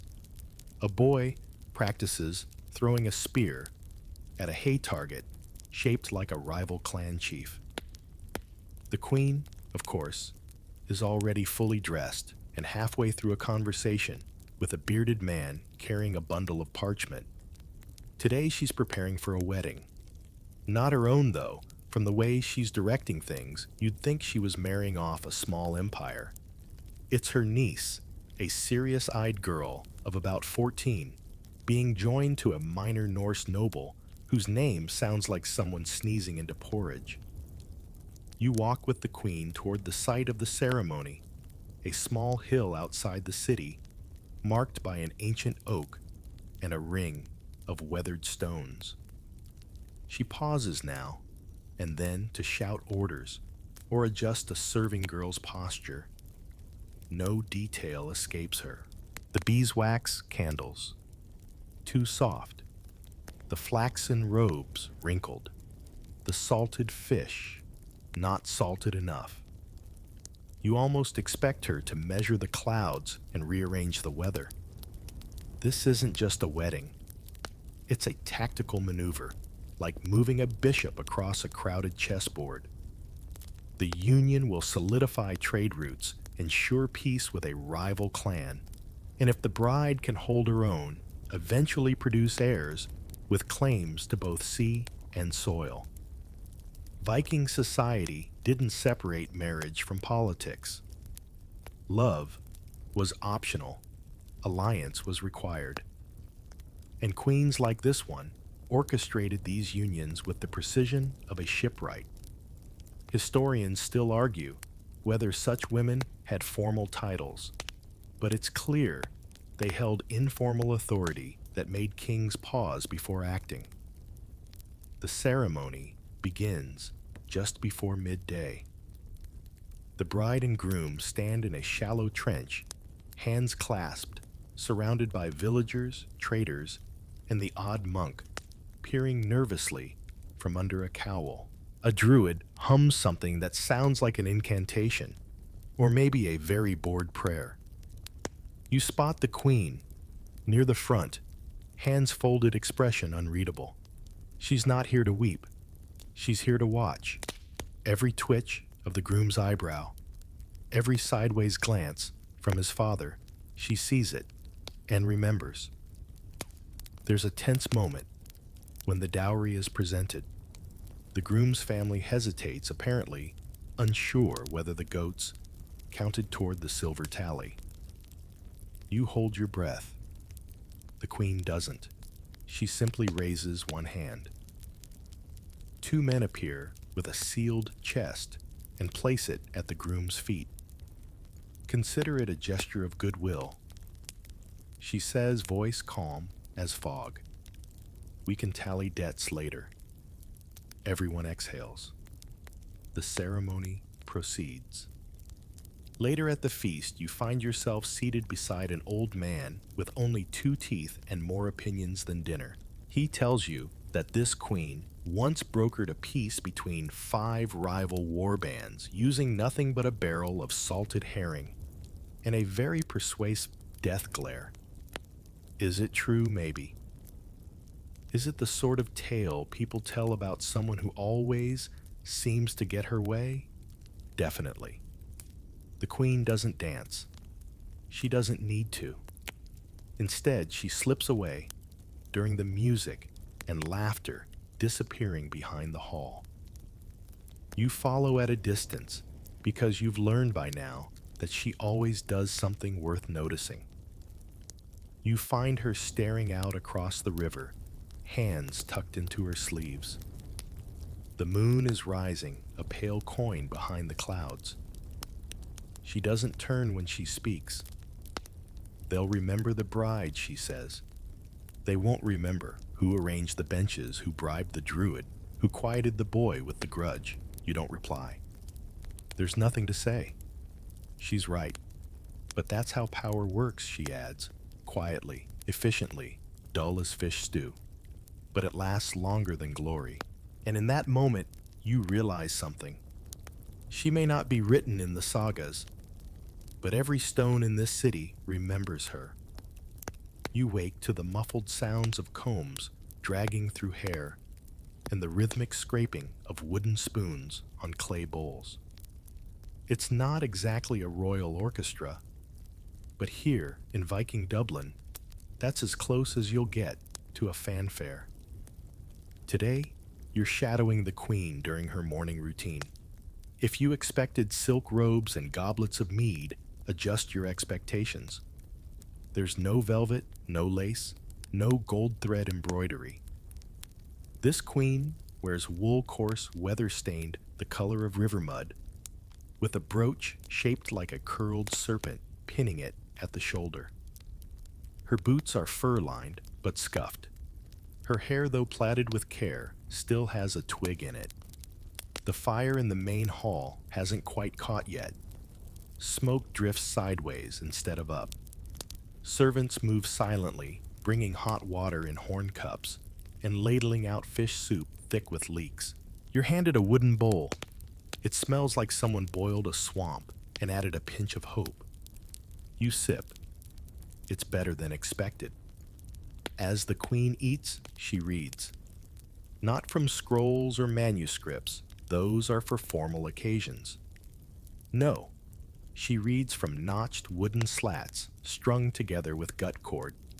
Each line represents a trade, a decision, a promise. Her fingers move across the slats like she's playing a slow, splintery harp.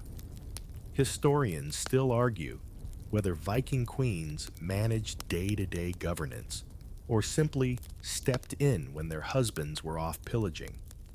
But you can see now that this queen isn't filling in. She's orchestrating. One by one, people approach her. A smith, with soot on his teeth, mutters about missing iron shipments. A washerwoman complains of bad spirits near the docks. The queen listens to each nods, asks a question, and gives a solution. There's no, we'll take it under advisement. Just tell the dock priest to light rosemary. If it doesn't work, tell him he's next. Her humor is dry, her commands even drier. Then comes a visitor from afar. He enters with exaggerated bows and a cloak that's trying too hard. He offers a gift amber beads from the Baltic. He talks about alliances, about future raids, about shared bloodlines. The queen listens, chews a bit of stale bread, and finally says, "You're selling seaweed in a fish market." The room goes quiet. The man flushes. She lifts one eyebrow. He sits down and starts again, more plainly this time. And there it is, the quiet dismantling of ego. Not with a sword, but with tone and timing. She doesn't shout. She doesn't posture. She makes you undo yourself with dignity. After breakfast, you follow her to a small side hall lined with tools. Not weapons tools.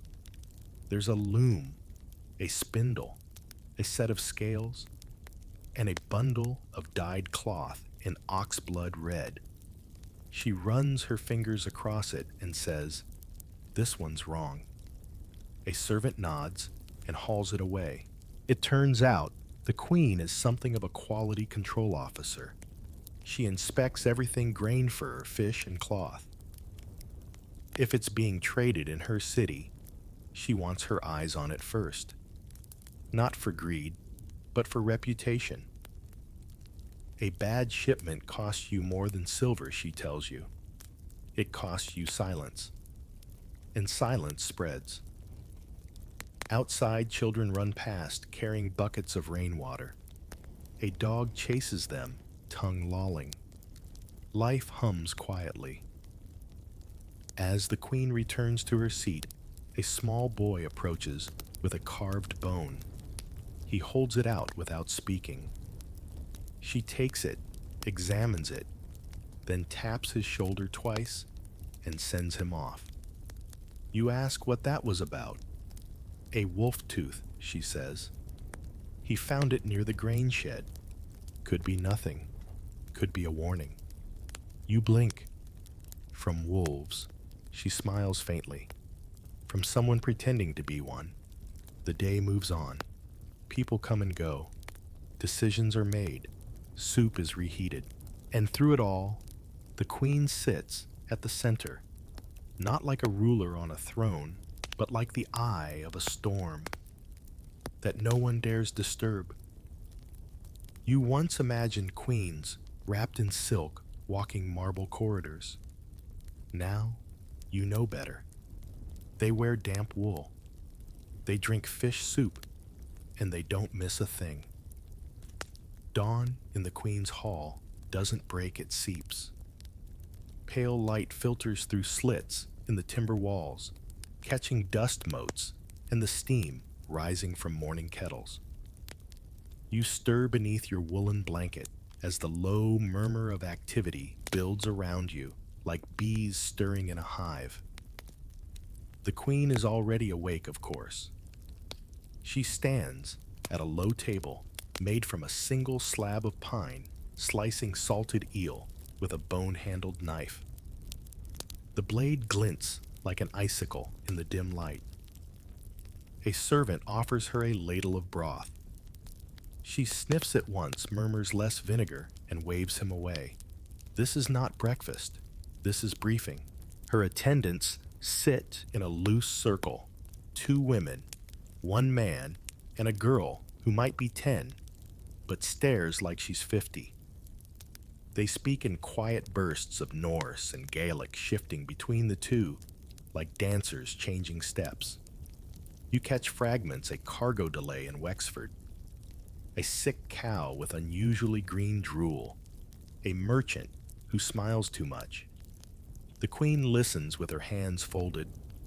Occasionally, she interjects with something like, "Check the weights," or, "His uncle drowned in shallow water, he might be skittish." The morning routine is part housework, part intelligence gathering. And here's the thing. They're not writing any of it down.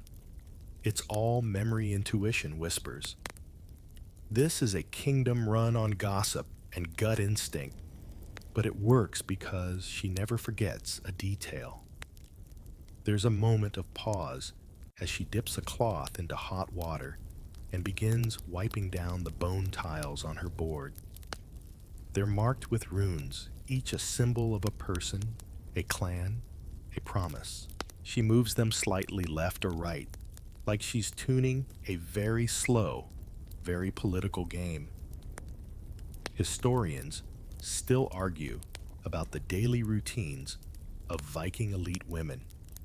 There's no definitive schedule, no printed docket, but the few sources we have suggest mornings were filled with arbitration supply checks and careful listening.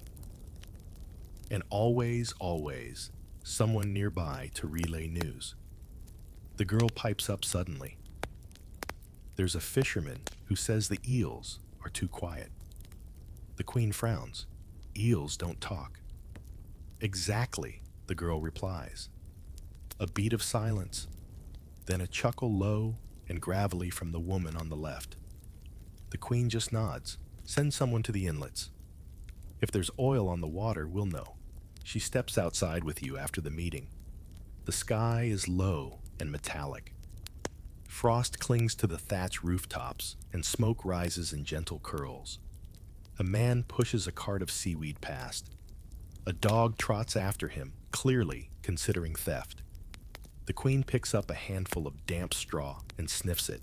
Too early for rot, she mutters, which means someone's stashing fish somewhere they shouldn't.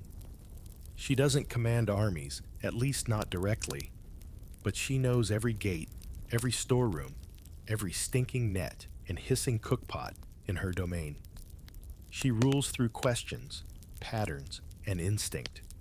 She pauses near a stack of firewood and points to a log. That's been moved. You look. It seems log-like. It was wet. Now it's dry on one side. Means someone turned it. Why? To hide something. To mark something. You shake your head. Or maybe someone just wanted a dry place to sit. She grins. Exactly. Which is why I'll send someone to sit there. Then we'll see who shows up. She turns back toward the hall and says over her shoulder, "Come. We need to inspect the grain before the mice do." And so, still not entirely awake, you follow her to yet another corner of her quiet empire. A queen without velvet, without ceremony, just layers of wool, sharp eyes, and a memory like a hawk. In other cultures, the morning belongs to priests or nobles. Here, it belongs to the queen. You return to the queen's hall later that day to find it quieter, almost still. The fires burn down to soft embers. Outside, the drizzle has stopped, but mist hangs low over the rooftops, blurring edges and softening sound. You might think the city is at rest. It's not. Inside, the queen is studying something rarely seen in Viking Dublin scrolls, real scrolls. Parchment ink seals the whole delicate business.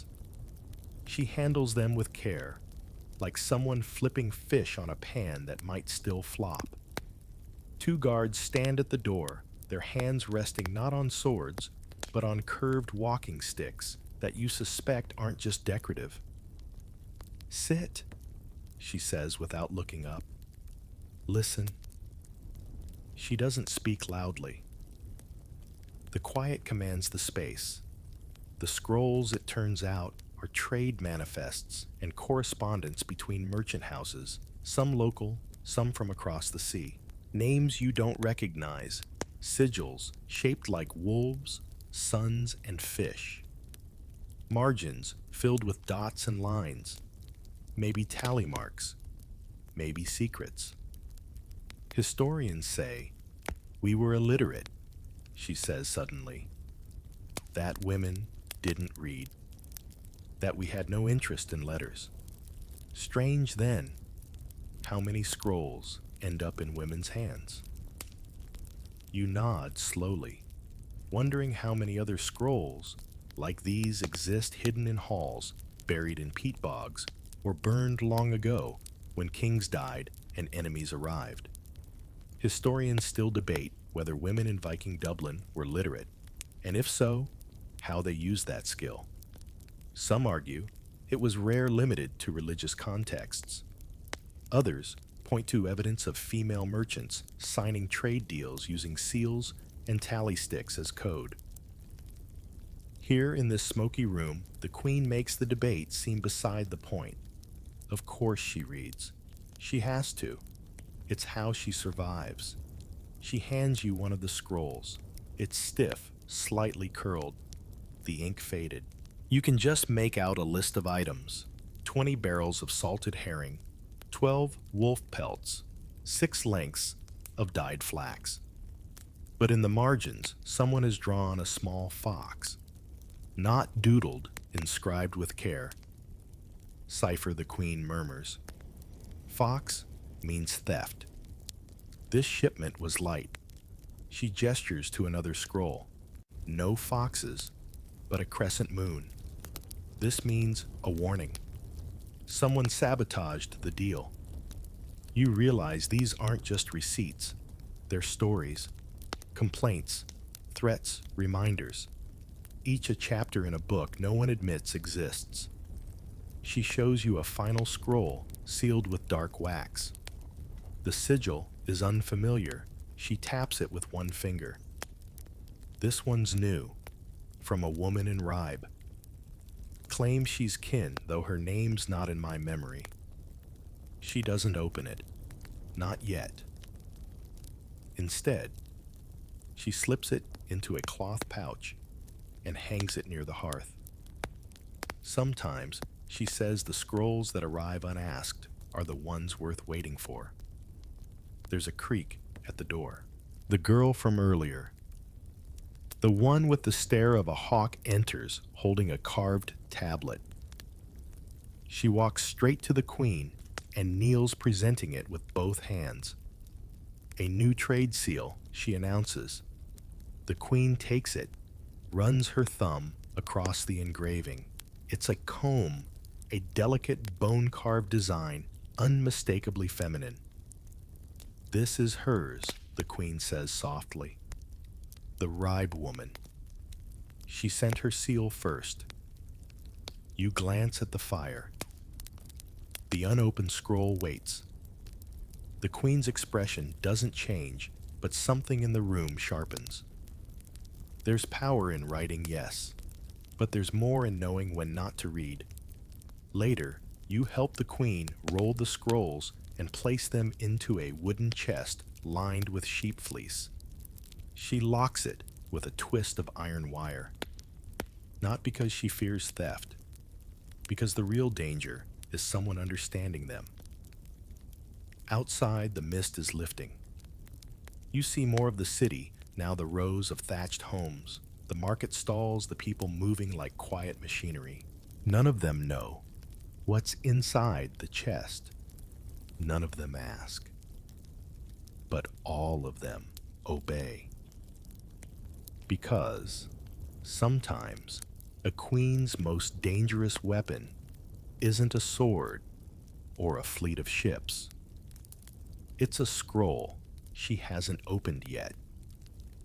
It's nearing midday when you follow the queen to what seems like a simple outbuilding, a wide, low structure with rough planked walls and a sagging turf roof.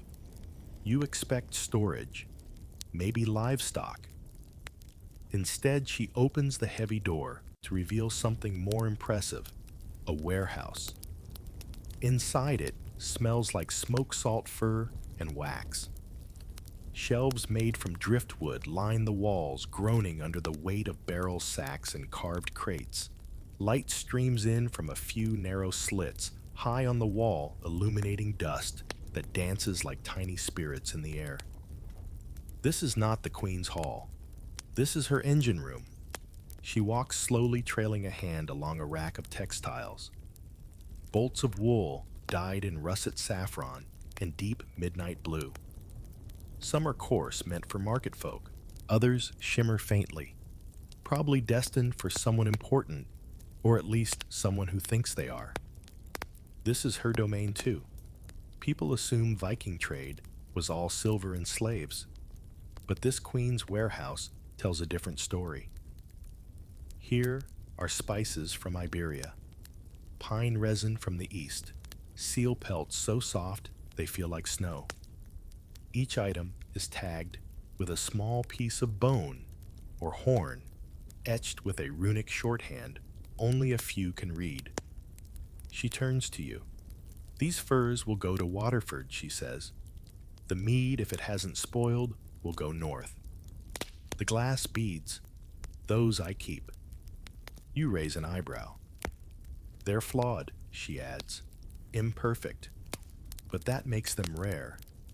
Traders like rare. Historians still argue whether Viking women in Dublin actively ran businesses or merely owned property through marriage. The evidence leans increasingly toward the former. Graves of women buried with scales and weights suggest more than passive wealth. They hint at women who negotiated, haggled, and maybe even bullied their way to profits. The queen gestures to a large chest near the back. Open it, she says. You do. Inside, neatly arranged, are small leather pouches, each tied with colored thread. She picks one and spills its contents into her palm. Silver coins, some minted in Francia, others in Arabic script, and a few that might be forgeries. She knows each by touch. One was paid to me in a wedding dowry, she says.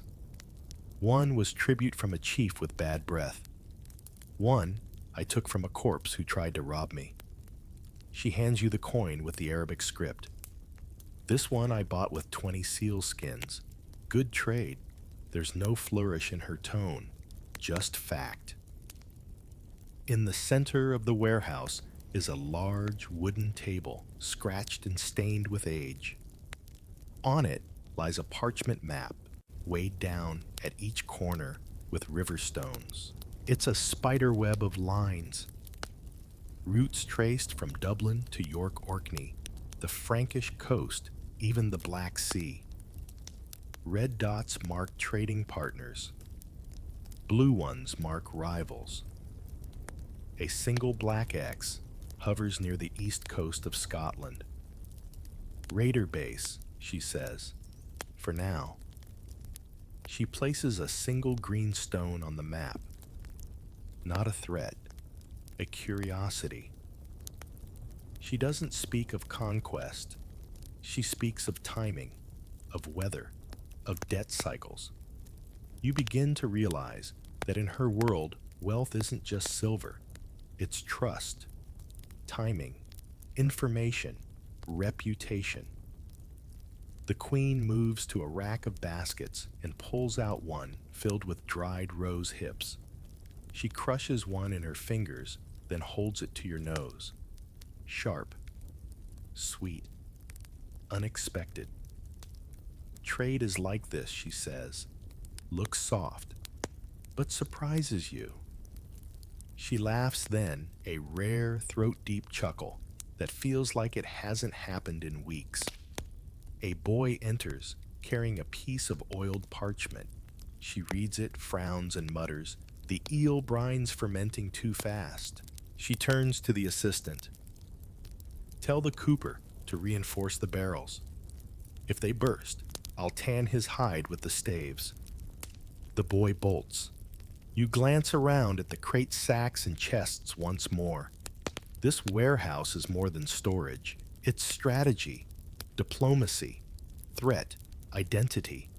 And she knows every corner of it. She doesn't wear a crown. She wears a key ring. The mist returns in the evening, rolling in low and slow, like a thick blanket muffling footsteps and blurring the lines between buildings. It's the kind of weather that keeps people indoors unless, of course, you're a queen with unfinished business. Tonight, the queen invites you to walk with her. No guards, no attendants. Just the two of you, weaving through narrow lanes that smell of damp straw, peat smoke, and something vaguely sour, probably fermented herring again. She doesn't speak at first. The silence stretches not awkward, just heavy. Like the air knows a story is about to begin. Finally, she says, "Do you know why I never drink from a gold cup?" You glance at her. Too heavy. She smiles just a little. Too easy to poison. You nod, unsure if that's a joke or a memory. As you pass a darkened alley, she pauses, points to a crude carving on a beam, an X flanked by spirals. "That wasn't there yesterday," she murmurs. "Someone's trying to talk." She won't elaborate. Instead, she leads you into a small stone-walled chamber built low into the hill. It smells like old onions and secrets. A single torch sputters in the wall bracket. You're not alone. A man sits at a wooden table, pale and damp-looking, as though he's had too much time hiding from his own debts. He doesn't rise when the queen enters, just stares at the table and says, "He's missing." The queen doesn't move. How long? 3 days. No trace. No names are exchanged. None needed. From what you piece together, this isn't about a raid or a bad harvest. It's about a cousin, a Danish noble, apparently, who came to Dublin unannounced and had opinions. Loud ones. He questioned the Queen's authority, her tariffs, her decision to divert cargo south during a storm. Then he disappeared. Historians still argue about this incident, or ones like it. Most versions of the tale exist as fragmented rumors, a guest who went missing, a shift in alliances, a queen who refused to answer questions. But some versions include a strange little phrase, the bitter mead. As the pale man mutters about bribes, missing horses, and a broken seal found near the docks, the queen kneels to inspect a crack in the stone floor. She presses one finger to a damp patch, sniffs it, then wipes it on her cloak. "Too sweet," she says softly. "If he was poisoned, they used honey." You feel a chill, not because she said it, but because she says it so casually, like noting the weather or how someone oversalted the stew. She stands, wipes her hands again, and says to the man, "Keep looking. If he turns up alive, I want to speak to him. If not," she shrugs, "leave the body where others can see it. Make the lesson clear." You leave the chamber and walk back through the mist, your mind buzzing with questions you're too cautious to ask. Sometimes She says ruling is a game of subtraction. You glance at her unsure. She clarifies. You remove the wrong voices, the wrong questions, the wrong men. It's not vengeance, not exactly. It's maintenance.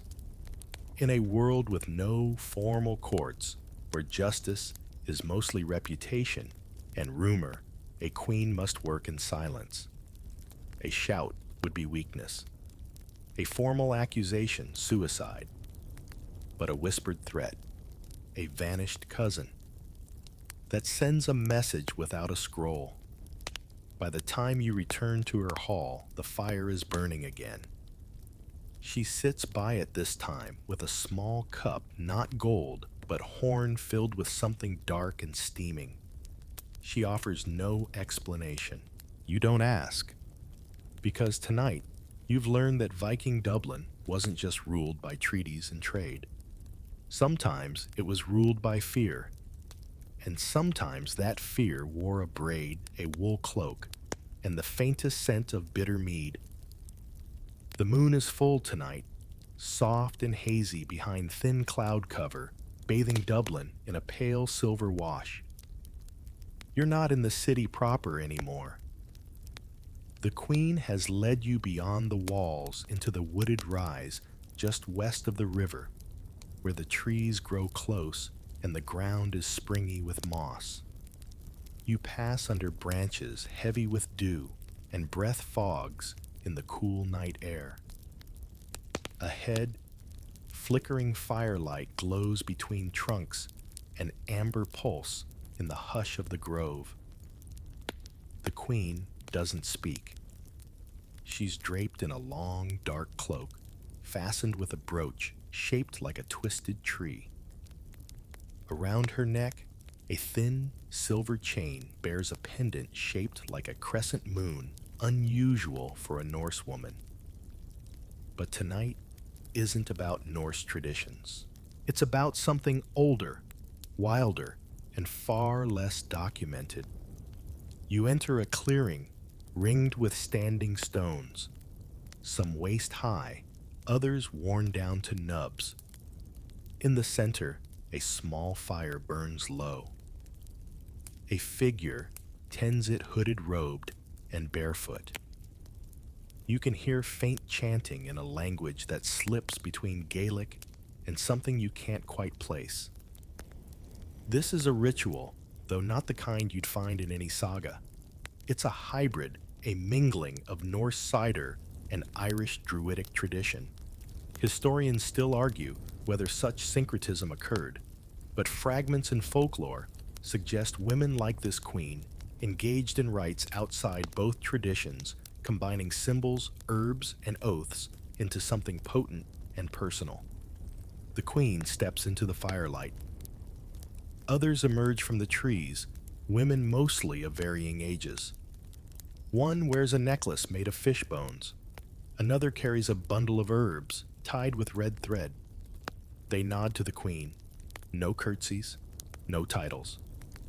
The ritual begins with silence, then a soft humming that builds in slow waves. You sit on a stone and watch as the queen lights a cone of resin that fills the air with a thick, earthy scent, frankincense maybe, or something older. She draws a symbol in the dirt with a bone-tipped staff, a circle intersected by 3 diagonal lines. You ask her quietly what it means. Continuity, she whispers, of blood, of land, of luck. There are no grand gestures, no lightning bolts, no fire and brimstone pronouncements, just rhythm, scent, stillness. She speaks only once during the ceremony. We offer what we can to hold what we must. A bowl is passed around, filled with mead and crushed juniper. Each woman sips, then presses a palm to the earth. When the bowl reaches you, it's warm. You taste pine honey and something bitter. You press your hand down. The moss is cold but alive. Later, as the fire dies and the women fade back into the woods, the queen remains seated, her gaze fixed on the coals. These things aren't written down, she says. Not because they're secrets, because they're in motion. You nod, unsure what to say. This is how we protect what the sagas forget. Because sagas remember bloodlines and battles. Not the small, strange rites in the woods. Not the women who kept the peace with offerings, kept the city with silence, kept the future by whispering to trees older than memory. She stands, dusts moss from her cloak, and says, "Come." Dawn's close. We have grain to inspect. And just like that, the Queen of Dublin, the traitor, the strategist, the potential poisoner, vanishes back into the woods like a shadow given shape. You follow, walking slowly, trying not to trip over roots. Behind you, the fire gives one last crackle.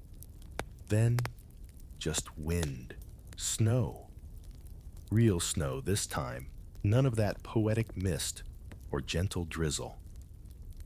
You crunch through it, beside the queen, each footstep a muffled thud in the thick white blanket that has softened even the clamor of Dublin. The city behind you is hushed, its chaos muted. You're heading into exile. Not yours, of course, hers. This chapter in her story isn't well documented. It lives in gaps between years, the awkward silence in genealogies, the scratched out names in ledgers. But everyone agrees she disappeared for a while. Whether she fled, was forced out, or simply chose to vanish remains a matter of debate. But the forest remembers. She doesn't walk like someone defeated. She walks like someone conserving energy. You tramp together through pine groves and over frozen bogs, your breath fogging in front of you. Behind her, two pack goats shuffle along stubbornly, each carrying bundles of food furs and scrolls. The queen has stripped down her life to essentials, warmth, sustenance, and secrets. You come to a half-frozen stream, and she pauses to test the ice with the butt of her staff. It holds, barely. This path was used by raiders, she mutters, before they learned the peat doesn't forgive. The queen leads you to a small stone shelter, built into a hill, a forgotten hunting cabin, or a druid's old retreat. Inside, the air is cold and stale, but it's dry. She lights a fire with practiced speed, using dried birch bark and a flint she pulls from her boot. You eat salted venison and roasted roots in silence. Eventually, she speaks. "They thought I was done," she says, "that I'd vanish, or age, or fade." Her tone carries no anger, just fact. Historians still argue over what happened during this missing chapter. Some believe she was betrayed by a rival family. Others claim the king, her husband or ally, died unexpectedly, and she lacked support to hold power. There's one cryptic mention in a tax document of a widow fled north with her own books and a goat named Vidar. Whether that's her, no one knows. You spend days like this huddled near fire, snaring rabbits, melting snow for water. Every evening, she checks her scrolls and runes, carving tiny updates into her bone tally sticks. She keeps track of something, ship names, food counts, debts. You don't ask. At night, she murmurs stories, not to you, but to herself, or to the gods, or perhaps to Dublin, wherever it lies beyond the trees. You learn that her daughter tried to hold the city, that her rivals spread rumors of madness, of curses, of a queen who consorted with shadows and wolves, that someone else now sits at the head of the feast table, too drunk to notice the servants watching him with pity. But the queen is patient. She teaches you things: how to dry moss for kindling, how to spot fox tracks from rabbit ones, how to smell snow coming before it falls. You listen with your skin, she says. Eyes lie, skin remembers. You carve a bowl from birch. She examines it and says, too thin on the lip. A good queen knows when to make things sturdy. And just like that, you're learning strategy from carpentry. One morning, a crow lands on her shoulder while she's tying a bundle of firewood. She doesn't flinch, just feeds it a crumb of fish and says, soon. That night, she lays out stones in the shape of Dublin's harbor. She moves small beads around the map, red for enemies, white for allies, green for unknowns. Once the snows break, she says we sail. There's no army, no rebellion, no call to arms. Just a furry stay in her eyes that melts the cold around her. And you realize exile didn't break her, it trained her. Spring comes not with a fanfare, but with mud. You wake to dripping trees, thawed earth, and the soft, persistent splash of melting snow trickling down the stones of the Queen's hillside refuge. She stands at the edge of the clearing, arms crossed, watching steam rise from the mossy ground. Her cloak is soaked at the hem. She doesn't care. It's time, she says. You don't ask what that means. She's already walking. The journey back to Dublin isn't dramatic. No horns, no banners, no shouts of return. Just a cart loaded with trade goods, a quiet queen in worn boots, and 2 ships she's summoned via message tokens. Tokens she gave to loyal traders months ago, long before the snow fell. She's been preparing all winter, quietly, thoroughly. Like boiling water for tea, you don't hear it until it's already steaming. The longships meet you at a foggy inlet. They're nothing flashy, no dragon heads, just sturdy keels, loyal crews, and sails dyed the color of peat. Aboard one, the daughter she left behind waits leaner, now fiercer. Her expression when she sees her mother again is unreadable, but she nods once. That's enough. The sail to Dublin is uneventful. The Queen sits under a bear skin, sipping broth and mapping out conversations in her head. You can tell she mouths phrases, smiles at imagined outcomes, frowns when a mental move leads to conflict. She's playing a game no one else knows is happening. You expect war when you reach the harbor, but there's no battle, no storming of gates. Instead, the ships dock quietly. The Queen steps off, adjusts her cloak, and walks straight into the city. The guards see her and hesitate. One starts to draw his sword. She looks at him once. He puts it away. In the great hall, the man who replaced her, some cousin, some merchant clan puppet, sits mid-feast. His face flushes when she enters. He rises not in greeting, but in protest. She holds up a small pouch. From it, she pulls a scroll, a seal, and a tiny figurine, a fox carved from whalebone. She places it on the table. The hall falls silent. No one speaks of what the figurine means aloud, but they know. It's a marker of betrayal, of theft, of broken oaths. The hall goes cold. Step down, she says, or be sealed in your own cellar like bad meat. The man blinks, hesitates, then nods, slowly. Historians still puzzle over this event. Some say she returned with an army. Others say she negotiated her way back with trade deals and threats. But the truth, quiet, subtle chilling is that she walked in with a plan and a handful of tokens, and no one dared to stop her. Within hours, the city is humming again. Her old advisors return. The hall is scrubbed, the hearth relit. The traders line up offering silver amber respect. But the queen doesn't gloat. She simply resumes. Later that evening, as she slices an apple with a thin, curved knife, she says to you, "They think I forgave them." You glance at her. "Did you?" She doesn't answer. Instead, she picks up the fox figurine and tosses it into the fire. "This city," she murmurs, "only survives because I don't forget." The flames flicker. The figurine blackens, cracks. And in that moment, you understand that Viking Dublin isn't ruled by lineage or sword or saga.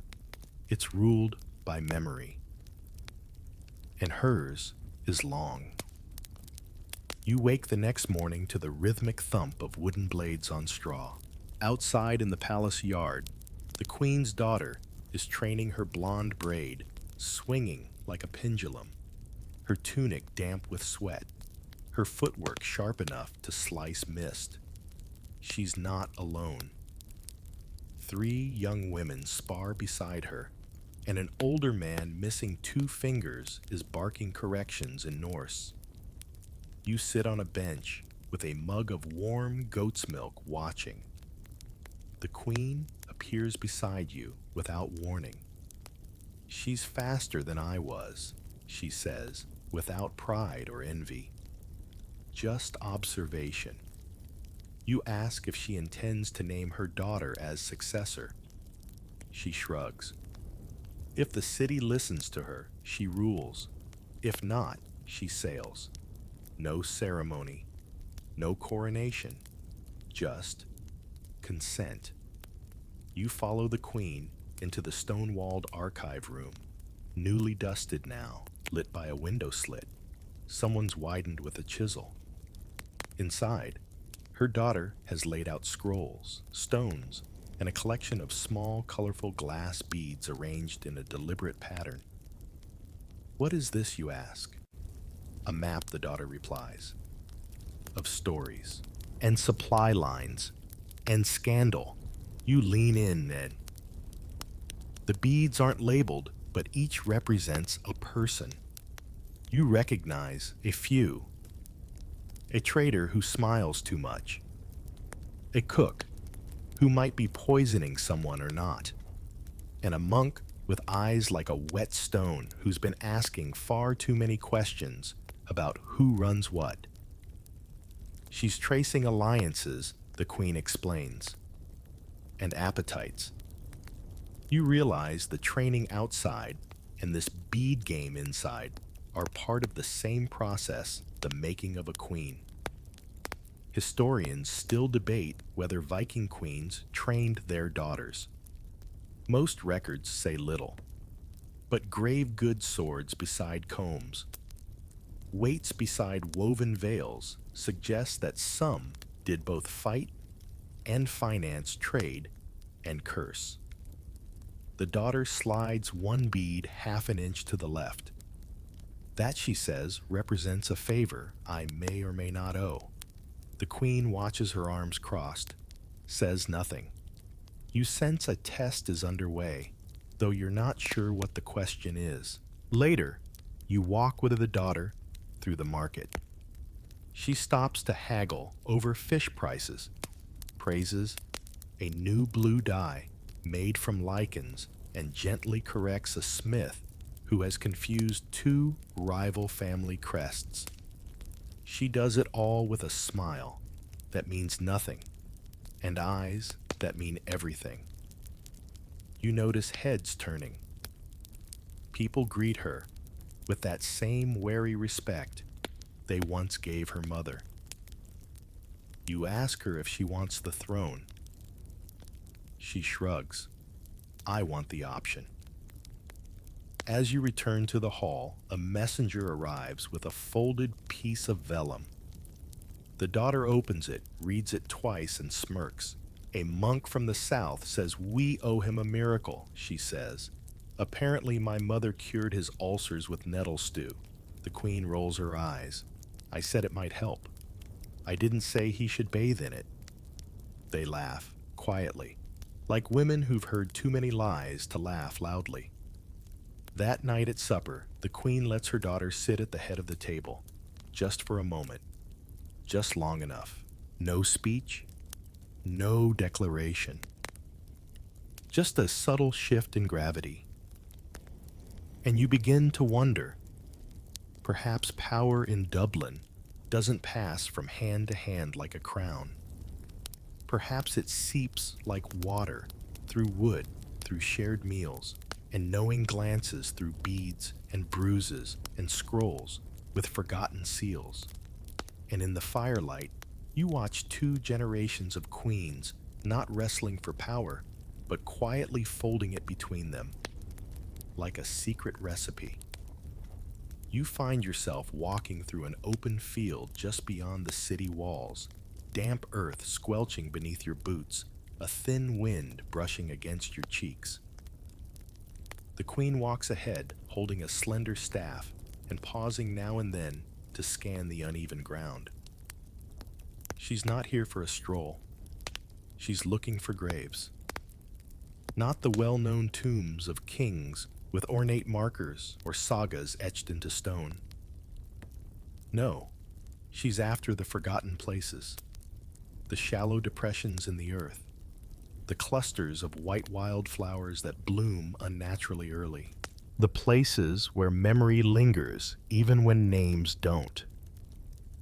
We buried her here, she says at last, tapping the staff gently against a mossy rise. My aunt.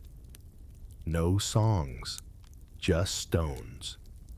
You kneel, brush away a layer of leaf litter, and find something small, ivory-colored and curved. A comb. Worn smooth by time, the teeth mostly intact. Beside it, a single bead, opaque green glass, with tiny air bubbles trapped inside. She made her fortune, trading beads, the queen says, then died when a fever swept through the goat pens. No monument, no scroll, just earth and objects too humble to steal. Historians still argue about the burials of powerful Viking women in Dublin. The most lavish graves, the ones with sword silver and imported silks, belong to men. But here and there, less elaborate graves hint at status, hidden in plain sight, scales tucked beside wool, combs made of whalebone, a single imported glass bead.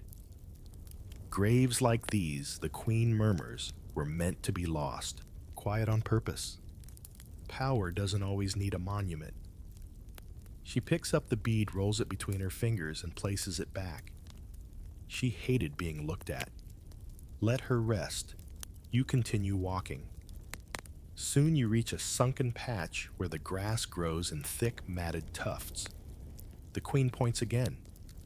She plotted 2 marriages, ended 3 feuds, fed this city for a winter when no ships came in. What was her name? The queen shakes her head. I don't remember. Just that she snored like a cow. You both laugh, and the moment lightens, but only for a moment. She stops again at a smaller mound, this one barely knee-high, pulls a flat rock aside, revealing a rusted ring and the corner of a woolen shawl. This one, she trails off. She tried to burn the hall down, failed. We buried her anyway. And there it is, the complexity. These women weren't saints. They were strategists, survivors, saboteurs. Some were revered, some regretted. All were remembered, if not by name, then by weight. As you return toward the city, your boots muddy and your shoulders damp, The queen says quietly, "We leave marks." Not monuments, just marks. Later that night, back in the hall, you find her running her fingers over an old ledger. The ink has faded. Some names are crossed out, others overwritten. At the bottom, someone, maybe her, has drawn a small, simple spiral. What does it mean, you ask? She looks up. That nothing is ever truly lost. And suddenly, you understand. The queen doesn't just rule a city. She remembers it, one grave at a time. You sit in the queen's private chamber, a modest space with low beams and fur-lined benches, watching her thumb through a brittle manuscript brought by a scribe from Iceland. The parchment smells like smoked lamb and old truths. She flips a page, frowns, then chuckles dryly. "They left me out," she says. You peer over her shoulder. The saga is ornate, full of grand battles and tragic deaths, complete with illustrations of snarling wolves and brooding kings. But in the middle of a section that should have included her, during the years she ruled, defended, and reclaimed Dublin, there's a peculiar blank space. No mention of queens, just a vague reference to the tide turning. Historians still debate whether this was a deliberate omission, she mutters, or just laziness. You suspect both. The Icelandic sagas, those revered repositories of Viking lore, rarely prioritized women. Even those who ruled often appear only as footnotes, poetic metaphors, or tragic devices. And when the scribes copied these tales a generation later, they included what fit their narrative: heroic death, masculine conquest, clever betrayal. But pragmatic governance, female authority, those didn't make for thrilling verse. She points to a passage. The city was held by uncertain hands. She snorts. That's me. I'm uncertain hands. You ask if that bothers her. She leans back, scratches her scalp, and says, "Only when I'm bored." But you can tell. It does. Not because she craves recognition, but because erasure is a kind of theft. Not just of legacy, but of proof. She rises and walks to the hearth where a small chest rests. She opens it, revealing a collection of carved stones, etched slats, and thin slips of folded vellum. These are her records. Not stories, but data. Trade agreements, grain tallies, names of midwives and mercenaries and thieves who paid their debts. None of this makes it into sagas, she says, but it kept us fed. She hands you a flat tile carved with two symbols, a spindle and a ship. That was her mark, she says. My grandmother. She brokered sea deals with Galway, never lifted a sword, never lifted her voice. But the tide moved when she said so, and yet nothing, not a line in any epic. You ask if she ever considered writing her own saga. She raises an eyebrow. With what? Charcoal and sheepskin. Who'd read it? Then she softens. Besides, I already have one. She gestures to the city outside. The smoke rising from chimneys, the traders unloading barrels, the children racing down muddy lanes. They are my saga. They just don't rhyme. And for a moment, that feels like enough. But later, when you're alone, you find a scrap of parchment left on your bench. Unmarked except for two words scrawled in a rough but confident hand, "Tell them." And so maybe she does want a saga after all. Just not one full of dragons and death, but one with docks and ledgers, daughters and combs. A saga of real things. Things that matter. The sea is calm tonight. A vast, sheet of silver stretching out beneath, a sky freckled with stars. The tide is low, the air salt soft and tinged with the earthy breath of the marshes. You walk beside the Queen along the quiet shoreline just south of Dublin, where no traders shout, no children chase geese, no bells ring. This is her favorite place. She doesn't say so. But the way her shoulders drop, the way her pace slows, the way she lets her fingers brush the tops of seagrass, it all speaks. Here she says, stopping at a boulder shaped like a stooped man. This is where my mother told me stories. You sit with her in the sand. She pulls her cloak tighter against the chill and begins to talk, not of politics or poisonings or port taxes, but of aging, of memory, of change. They used to call me the storm, she says. Now they call me the stone. You don't know if that bothers her. She doesn't seem wistful, only amused, as if life has always been a procession of roles: daughter, wife, queen, exile, ruler, shadow, and now, tide watcher.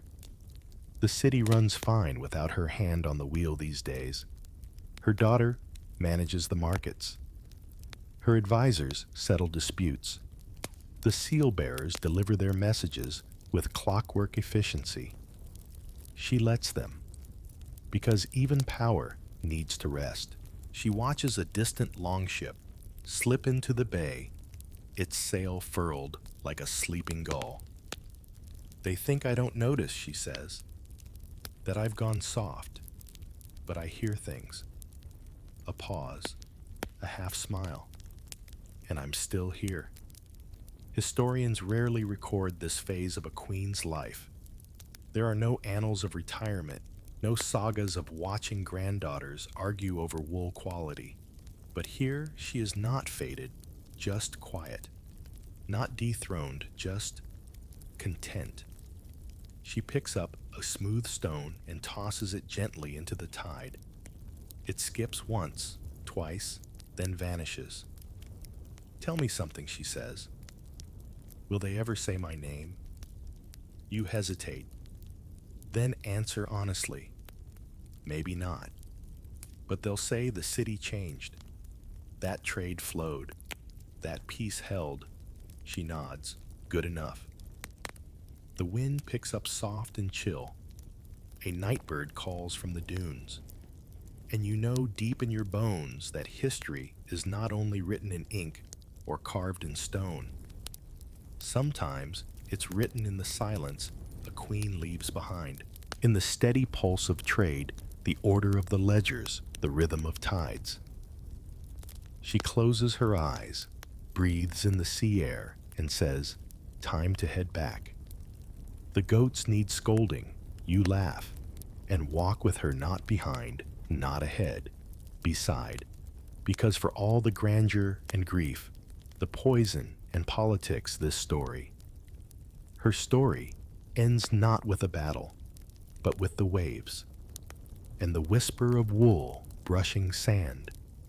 The tide pulls gently against the shore, now rolling in soft waves that echo like slow breathing.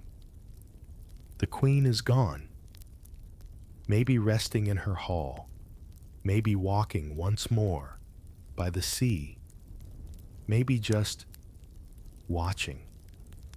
The city sleeps. Smoke curls upward from chimneys, sheep huddle against one another in grassy pens, and somewhere a child stirs in her blankets dreaming of ships and amber, and a woman who always knew when to say nothing. You sit quietly listening to the hush. No horns, no cries, just wind through reeds and the distant rhythmic creak of wooden boats tied to worn piers. And in that silence, the story lingers, not loud, not urgent, but present, like a name on the tip of your tongue. Like a queen who never needed a crown to be remembered, Let yourself breathe in slowly now. Feel the quiet settle into your chest. Let the flicker of torchlight in your mind dim to a soft, steady glow. She is safe. The city endures. And you've been part of something ancient and forgotten and real. So, close your eyes. Let the sea carry your thoughts out one by one and sleep.